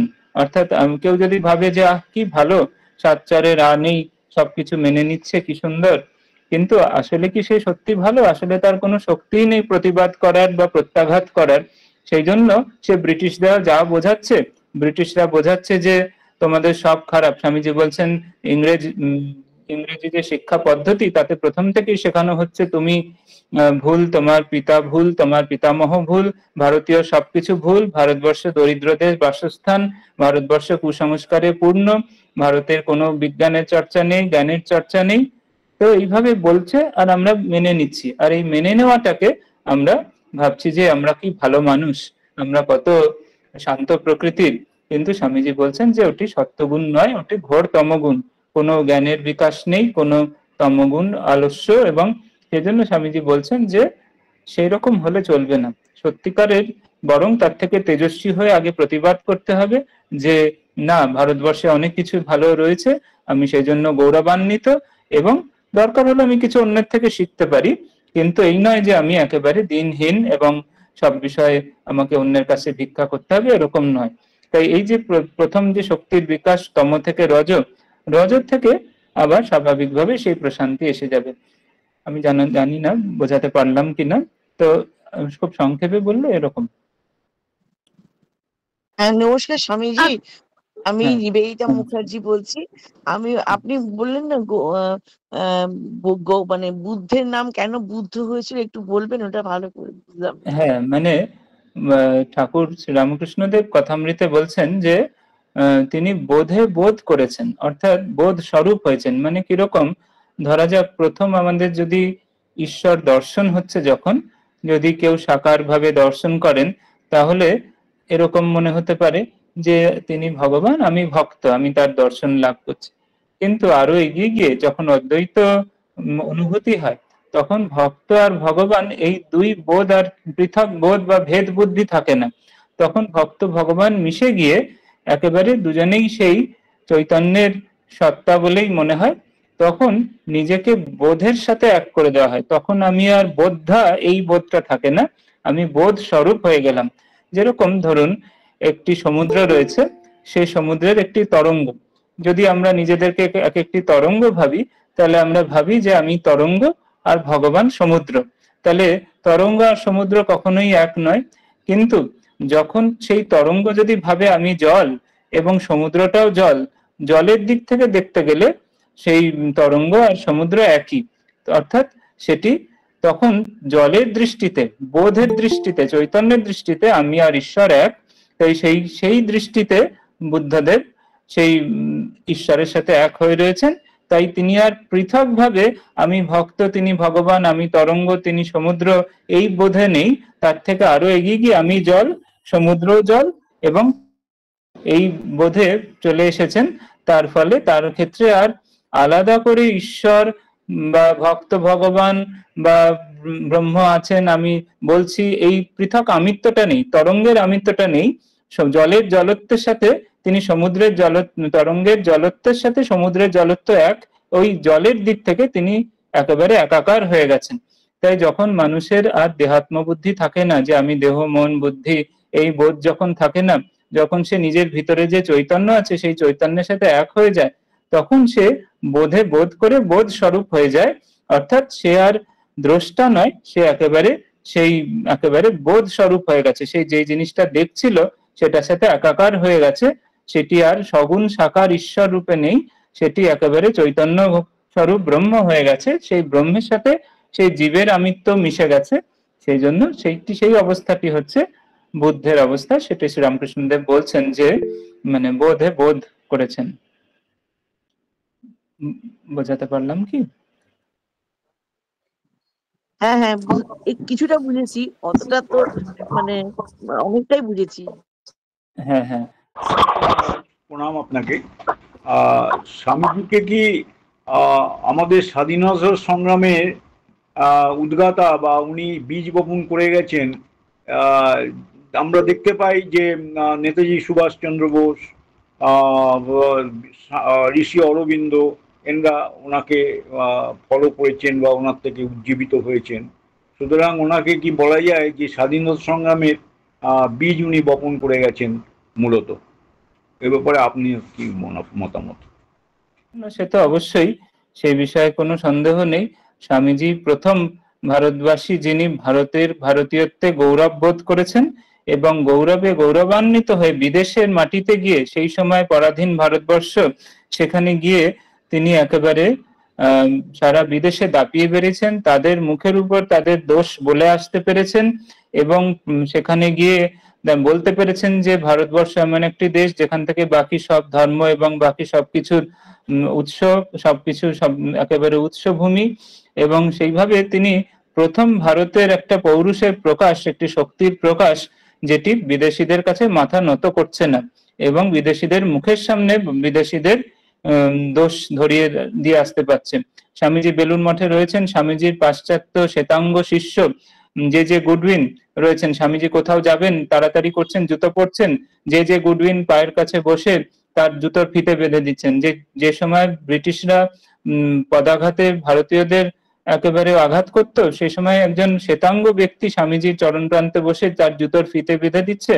এগুলি কিন্তু প্রথম ভারতের লক্ষণ যে আর এরকম শুধু পরাধীন হয়ে পরমুখাপেক্ষা এরকম দাসসুলভ দুর্বলতা, যেগুলি স্বামীজি স্বদেশ মন্ত্রে বলেছেন, এই দুর্বলতা, ঘৃণিত জঘন্য কাপুরুষতা, এইগুলোকে ত্যাগ করে ভারতবর্ষকে উঠে দাঁড়িয়ে সমানে সমান হতে হবে, বিদেশকে কিছু দিতে হবে, তাদেরকে ঋণী করতে হবে এবং কোনো মতে কারুর যে ডমিনেটিং ফিচার সেটাকে সহ্য করা যাবে না, যে কেউ শুধুমাত্র কোনোভাবে দাবিয়ে রাখবে সেটি সইবে না। তো স্বামীজি সেই সব কিছু প্রথম নিজে একলাই করে দিয়ে গেছেন, সারা ভারত ঘুরে একলা পুরো দেশের ভার নিয়ে প্রথম গিয়ে ভারতের একটা প্রথম পাশ্চাত্যের বুকে একদম সেই পতাকা রোপণ করে দিয়ে এসেছেন।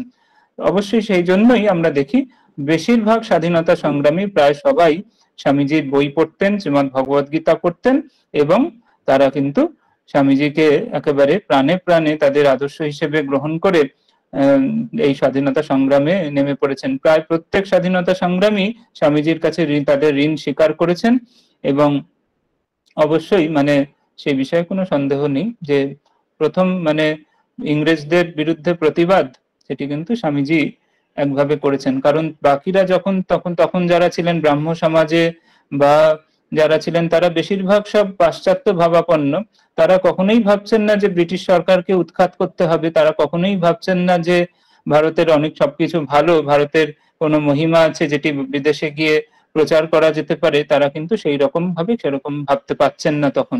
নয়তো তারা খ্রিস্টান ভাবাপন্ন, তারা ভাবছেন যে ভারতবর্ষের একেবারে সব পুয়ারেস্ট অফ দ্য পুয়ার রয়েছে। পরবর্তীকালেও অনেকে এরকম ভাবে পোর্ট্রে করেছেন ভারতবর্ষকে, যে ভারতবর্ষে কারা রয়েছেন না পুয়ারেস্ট অফ দ্য পুয়ার, তাই ভারতের কি রয়েছে না বস্তি রয়েছে, অনেক গরিব মানুষ রয়েছে, এইভাবে তারা ভারতকে পোর্ট্রে করেছেন এবং বিশ্বের কাছে দয়া ভিক্ষা করেছেন যে কখন তারা এসে দেশকে রক্ষা করবে। কিন্তু স্বামীজি কখনো সেইভাবে ভারতকে বিদেশের কাছে পোর্ট্রে করেননি। সেই জন্য স্বামীজি প্রথম সেই তেজি মানুষ যিনি ভারতের স্বাধীনতার এবং ভারতের যে একদম মেরুদণ্ড সোজা করে দাঁড়ানো, সে প্রথম সুর, সেই গান তিনি আগমনী তিনি গেয়েছেন। তারপরে সেই আগমনী গানে সুর মিলিয়েছেন বাকি সব স্বাধীনতা সংগ্রামীরা। সেই বিষয়ে তিনি প্রথম প্রতিকৃত বললে কোনো ভুল হবে বলে মনে হয় না। শ্রীরামকৃষ্ণ এবং মহারাজ, মধুমিতা ঘোষের একটি প্রশ্ন রয়েছে, তমোগুণ থেকে কিভাবে মুক্তি পাওয়া যাবে? হ্যাঁ, তমোগুণ হচ্ছে আমাদের তিনটি লক্ষণ, যে আলস্য, নিদ্রা এবং প্রমাদ। যত আমরা ডাল হয়ে বসে থাকবো, যখন আমরা ভাববো যে আর কিছু করতে ইচ্ছা করছে না, ভালো লাগে না, কোনো উৎসাহ নেই, এগুলি তমোগুণের লক্ষণ। এবং যখন মনে হয় যে খুব সস্তার আনন্দে আমরা জীবন কাটিয়ে দেব, এর থেকে বেশি কিছু করব না, সস্তায় যদি কিছু পাওয়া যায়, কিছু শর্টকাট যদি থাকে, এইরকম ভাবে যদি আমরা করি, খাটতে ইচ্ছা যদি না করে, তখন বুঝতে হবে তমোগুণ ছেয়ে গেছে। তাই তখন খুব তাড়াতাড়ি সাবধান হয়ে নিজেকে অ্যাক্টিভিটির মধ্যে নেমে পড়তে হবে, প্রবল ভাবে বিভিন্ন ভাবে নিজেকে ব্যস্ত রাখতে হবে। শ্রী শ্রী মা সারদা দেবী বলছেন যে কখনো এমনি চুপচাপ বসে থাকতে নেই, সবসময় কাজ করতে হয়, কাজ লক্ষ্মী।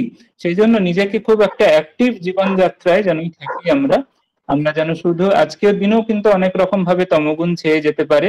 আমাদের পড়াশোনা করতে ইচ্ছা করে না, কাজ করতে ইচ্ছা করে না, শুধু মোবাইল নিয়ে বসে থেকে এমনি শুধু দেখে যাচ্ছি, এরকম যদি হয় সেটিও কিন্তু তমগুণ। সেই জন্য সেখান থেকে বেরিয়ে আসার জন্য কনসিয়াসলি আমাদের নানা কাজে নেমে পড়তে হবে, নানা রকম সৃষ্টিশীল কাজ, যা জগতের কল্যাণকারী কাজ, সেই সব কাজে নেমে পড়তে হবে। নিজের বাড়ির কাজ হোক, অফিসের কাজ হোক, দেশের কাজ হোক, সেসব কাজে হাত লাগাতে হবে, তাহলেই তমগুণ কেটে যাবে। এবং রোজ কিছু physical exercise, intellectual exercise, spiritual exercise রোজ করলে তমগুণ কেটে যাবে। রোজ কিছু শারীরিক পরিশ্রম হয় এরকম কিছু কাজ, রোজ কিছু পড়াশোনা, মন দিয়ে কিছু ভালো বই পড়া, ইন্টেলেকচুয়াল এক্সারসাইজ, এবং রোজ কিছুক্ষণ সচেতনভাবে প্রার্থনা, ধ্যান, জপ ইত্যাদি অভ্যাস করলে আমাদের এই তমগুণ কেটে যাবে বলে বিশ্বাস। ভগবানের মহারাজ, পরবর্তী প্রশ্নে যাচ্ছি। হ্যালো, মহারাজ শুনতে পাচ্ছেন? হ্যাঁ হ্যাঁ বলুন। কথা বলছে মা? একটি প্রশ্ন শুভব্রত মুখার্জির আগে করে নি। অনেক ক্ষেত্রে মানুষের আচরণ ও কাজ এমন হয় যে তাদের মধ্যে চেষ্টা করেও ভগবানকে দেখতে পাওয়া যায় না, সেক্ষেত্রে কি করণীয়? হ্যাঁ, সেটি আমাদের ধীরে ধীরে অভ্যাস করতে হবে। যে বহু মানে এই যে আমাদের শ্রী শ্রী চণ্ডীতে যে প্রথম ব্রহ্মকৃত দেবী স্তুতি রয়েছে, সেখানে ব্রহ্মা মহামায়া স্তব করছেন এবং বলছেন প্রকৃতি স্তং হি সর্বস্য গুণত্রয় বিভাবিনী। তো বলছেন এই 3 গুণ সবই মায়েরই প্রকাশ, মাই এইসব নানা গুণে প্রকাশিত হয়ে নানা ভাবে বিশ্ব মাঝে নানা রূপ ধারণ করে রয়েছেন, কোথাও সাত্ত্বিক, কোথাও রাজসিক, কোথাও তামসিক। তাই ভগবান মানে যে শুধু ভালো তা নয়, ভগবান মানে ভালো মন্দ নানাভাবে প্রকাশিত হতে পারেন, কিন্তু তিনি নিজে ভালো মন্দের পার। যেরকম ঠাকুর বলছেন যে শিক্ষার সামনে বসে কেউ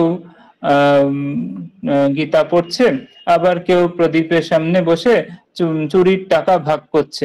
অর্থাৎ সেখানে যে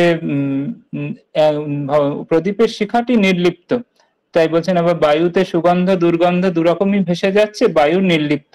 সেরকম ভগবান নির্লিপ্ত, কিন্তু তার উপরে সত্য রজতম নানা রকম আবরণ থাকতে পারে। আমাদের আবরণ ভেদ করে তার ভিতরে যে ভগবান রয়েছেন সেটিকেই দেখতে হবে। তাই অনেক সময় আমরা আবরণটিকে ভগবান ভাবি এবং ভাবি ভগবান মানে বোধহয় শুধু ভালো যা কিছু সেটুকুই বোধহয় ভগবান, কিন্তু তা নয়। সাত্ত্বিক, রাজসিক, তামসিক 3 রূপেই কিন্তু ভগবানের প্রকাশ হতে পারে। ভগবান ত্রিগুণাতীত, কিন্তু তিনি ত্রিগুণময়, তাই তিনি গুণাতীত হয়েও গুণময়। সেই জন্য তিনি নিজে সবকিছু থেকে নির্লিপ্ত, কিন্তু তিনি ভালো মন্দ এবং মধ্যস্থ সব রকম রূপেই প্রকাশিত হতে পারেন। তাই তার রূপের আবরণটাকে ভেদ করে তার আড়ালে যে নির্লিপ্ত যে ঈশ্বরীয় সত্তা রয়েছে সেদিকেই আমাদের মনোযোগ দিতে হবে। না হলে শুধু আবরণ দেখে যদি বলি তাহলে ভালো লোকেদের আমাদের শ্রদ্ধা হবে, ভালোবাসতে ইচ্ছা করবে, কিন্তু খারাপ লোকেদের ঘৃণা হবে, বিদ্বেষ হবে। কিন্তু সেটি আমাদের বেদান্ত দর্শন হলো না। বেদান্ত দর্শনে কিন্তু ভালো মন্দ দুইয়ের পারে ভগবান লুকিয়ে রয়েছেন, সেই ভগবানকে আমাদের খুঁজে পেতে হবে, সেই নির্লিপ্ত ব্রহ্ম যিনি ভালো মন্দ দুইয়েরই পার। সেই সেই সেই প্রদীপ শিখাকে আমাদের খুঁজে পেতে হবে, যার সামনে এই দেহ মনের নানা রকম কাজ হচ্ছে। ঠিক আছে? প্রণাম মহারাজ, একটা প্রশ্ন আছে।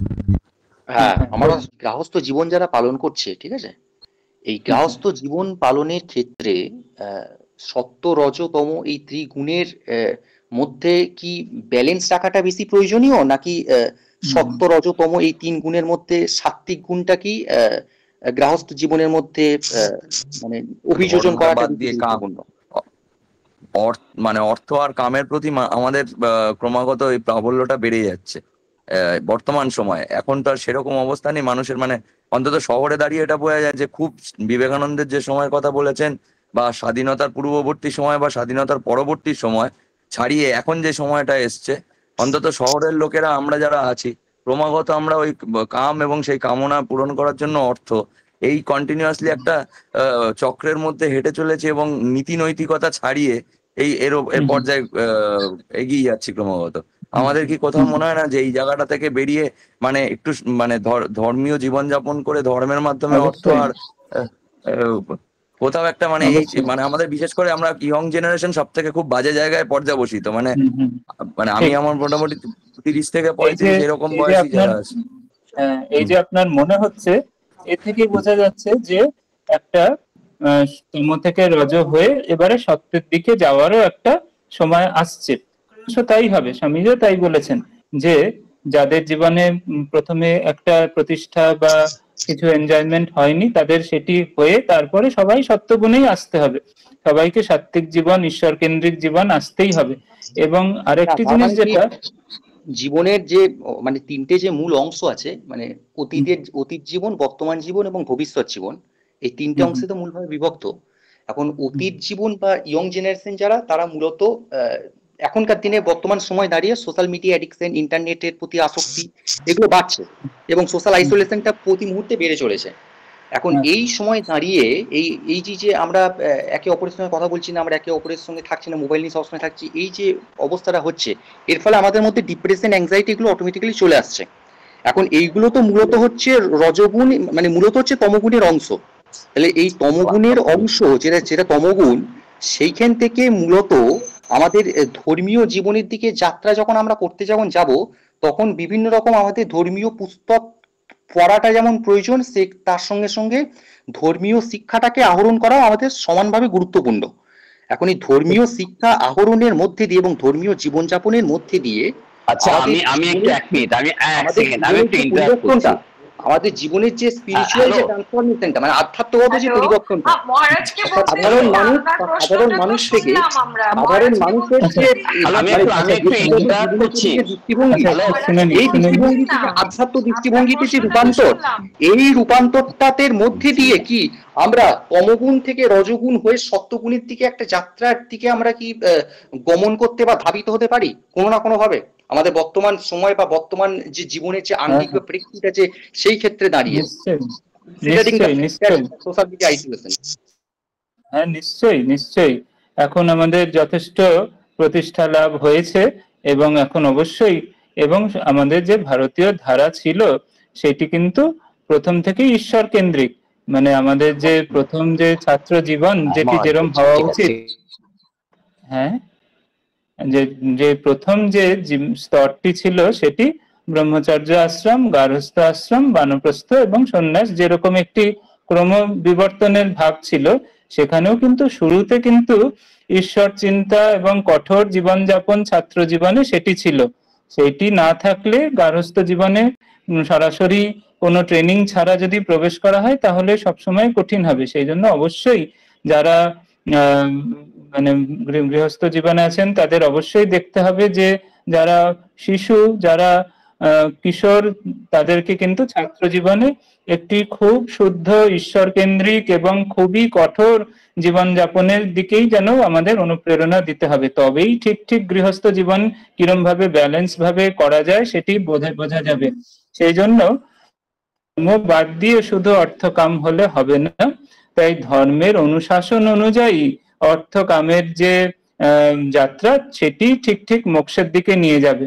তাই একদিকে যেরকম যারা ছাত্র জীবনে রয়েছে তাদের খুব কঠোরভাবে পবিত্র জীবনযাপন, ঈশ্বর কেন্দ্রিক জীবনযাপন করে এবং খুব শুদ্ধ পবিত্র জীবনযাপন করার দিকে উৎসাহ দিতে হবে, এবং যারা বড়রা আছেন তাদের সেইভাবে বাড়িতে সেই রকম পরিবেশ দিতে হবে, সেই রকম যে মনে রাখতে হবে যে তারা যদি আজকে সুন্দর, সুস্থ, চরিত্রবান এবং ঈশ্বর কেন্দ্রিক জীবন যাপন করে তাহলেই তারা কিন্তু ভবিষ্যতে ভালো গৃহস্থ হতে পারবেন আর কি।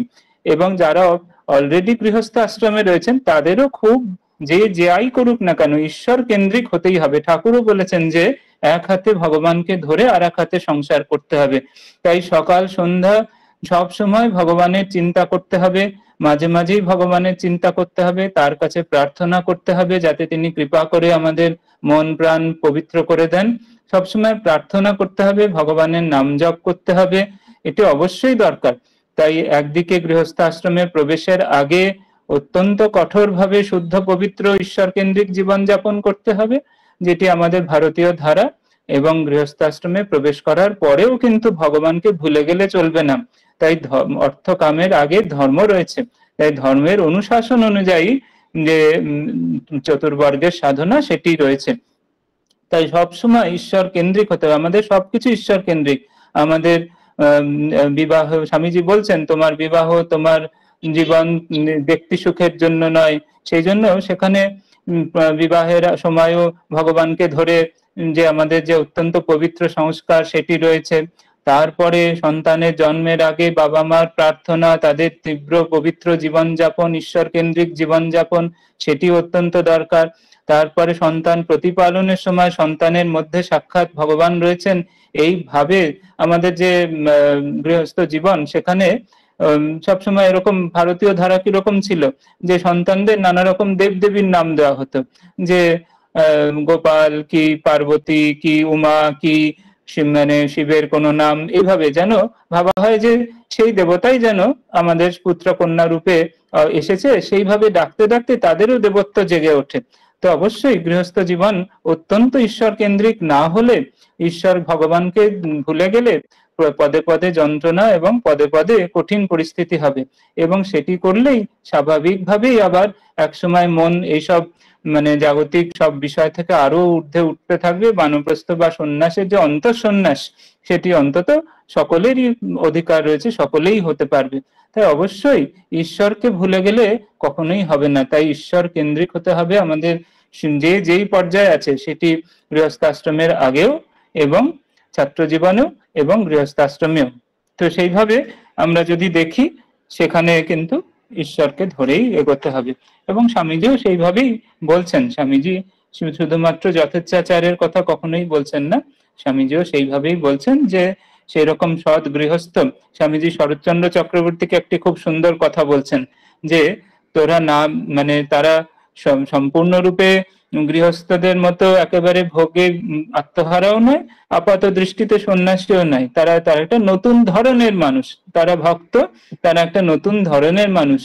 স্বামী প্রেমেশানন্দজি মহারাজ খুব সুন্দর একটি কথা বলতেন যে গৃহস্থ হয়েও না, গৃহস্থ সাজো। অর্থাৎ ঠাকুর যেরকম বলেছেন যে যেরকম বড় মানুষের বাড়ির দাসী সবকিছু করে, সব কর্তব্য করে, কিন্তু তার মন পড়ে রয়েছে দেশের বাড়িতে। সেরকম সে সবাইকে বললেও সে জানে যে তারাও কেউ আপন নয়, তিনি সব একমাত্র আপনজন ভগবান। আবার বলছেন সন্ন্যাসী সেজো না, সন্ন্যাসী হও। তাই বলছেন যে তাই জন্য গৃহস্থ হওয়ার কথা বলছেন, গৃহস্থ সাজো। প্রেমেশানন্দজি এই কথা বলছেন। তা আশা করি কিছুটা যে আপনার প্রশ্নটার হয়তো কিছুটা উত্তর দিতে পারলাম কিনা জানি না, যে এরকম ঈশ্বর কেন্দ্রিক জীবনই হতে হবে সকলের, সেটি আমাদের ভারতীয় ধারা। আচ্ছা মহারাজ, আমরা এবারে শেষ করছি কারণ আমাদের সময় হয়ে গেছে। আমাদের বিবেকানন্দ পাঠচক্রের সভাপতি শ্রী স্বপন কুমার ঘোষ মহাশয় ধন্যবাদ জ্ঞাপনের মাধ্যমে আজকের আলোচনা চক্র শেষ হবে। স্বপন দা। স্বামীজিকে প্রণাম জানিয়ে, মহারাজকে প্রণাম জানিয়ে আজকে আমাদের যে সভা হলো, এখানে আমরা এই যে সাবজেক্টটা চয়ন করেছি আপনার অনেক আলোচনা করার পর, এবং আমার মনে হচ্ছে যে আমাদের এই চয়নটা খুব সার্থক হয়েছে। কারণ মহারাজ যে রিসার্চ ওরিয়েন্টেড, একদম অনুসন্ধান, এবং আমাদের যে বিভিন্ন কোশ্চেন হয়েছে তার থেকে আমরা বুঝতে পেরেছি যে মহারাজ একদম আমরা যেরকম চেয়েছি এবং ভক্তমণ্ডলী যা যেরকম ভেবেছেন বা চেয়েছেন সেইভাবে প্রাঞ্জলভাবে, এবং অনেকগুলো বই পড়লে যে জ্ঞান পাওয়া যায়, যেটুকুনি জানা যায়, সেটা যেন খুব সহজ সরলভাবে, সুললিতভাবে, বোধগম্যভাবে উনি আমাদের সামনে উপস্থাপিত করেছেন, যার জন্যে আমরা ওনার কাছে কৃতজ্ঞ এবং ওনার আশীর্বাদ প্রার্থী। ভবিষ্যতে আমরা আশা করি যে উনি আমাদেরকে এইভাবে মার্গদর্শন করবেন আগামী দিনেও, এবং এই যে এতগুলো কঠিন যেটা ভাষার মাধ্যমে সহজে উনি সরলভাবে আমাদেরকে সামনে উপস্থাপিত করেছেন। প্রায় 1 ঘন্টা ওনার ভাষণ হয়েছে এবং কোশ্চেন আনসার হয়েছে প্রায় 40 মিনিট। তো এটা আমাদের কাছে অনেক বড় পাওয়া, এবং ওই জন্য ওনাকে বিশেষভাবে কৃতজ্ঞতা জানাচ্ছি, ধন্যবাদ দিয়ে ওনাকে দূরে সরাতে চাই না। উনি আমাদেরই এর আগামী দিনেও আশা করব যে উনি আমাদেরকে মার্গদর্শন করবেন, এবং ভক্তমণ্ডলী যারা এইখানে আজকে উপস্থিত হয়েছেন সেটা তাদের কাছেও আমাদের কৃতজ্ঞতা যে তারা আমাদের এই পথ চলা 1967 সাল থেকে সেই পথ চলাকে সুগম করলেন, আমাদেরকে উৎসাহিত করলেন উপস্থিত থেকে, এবং মহারাজের আশীর্বাদ পেলাম। এটা আমাদের কাছে অত্যন্ত মূল্যবান পাওয়া। এই বলে আজকে আমাদের সবার এইখানে পরিসমাপ্তি হওয়ার জন্য ঘোষণা করছি।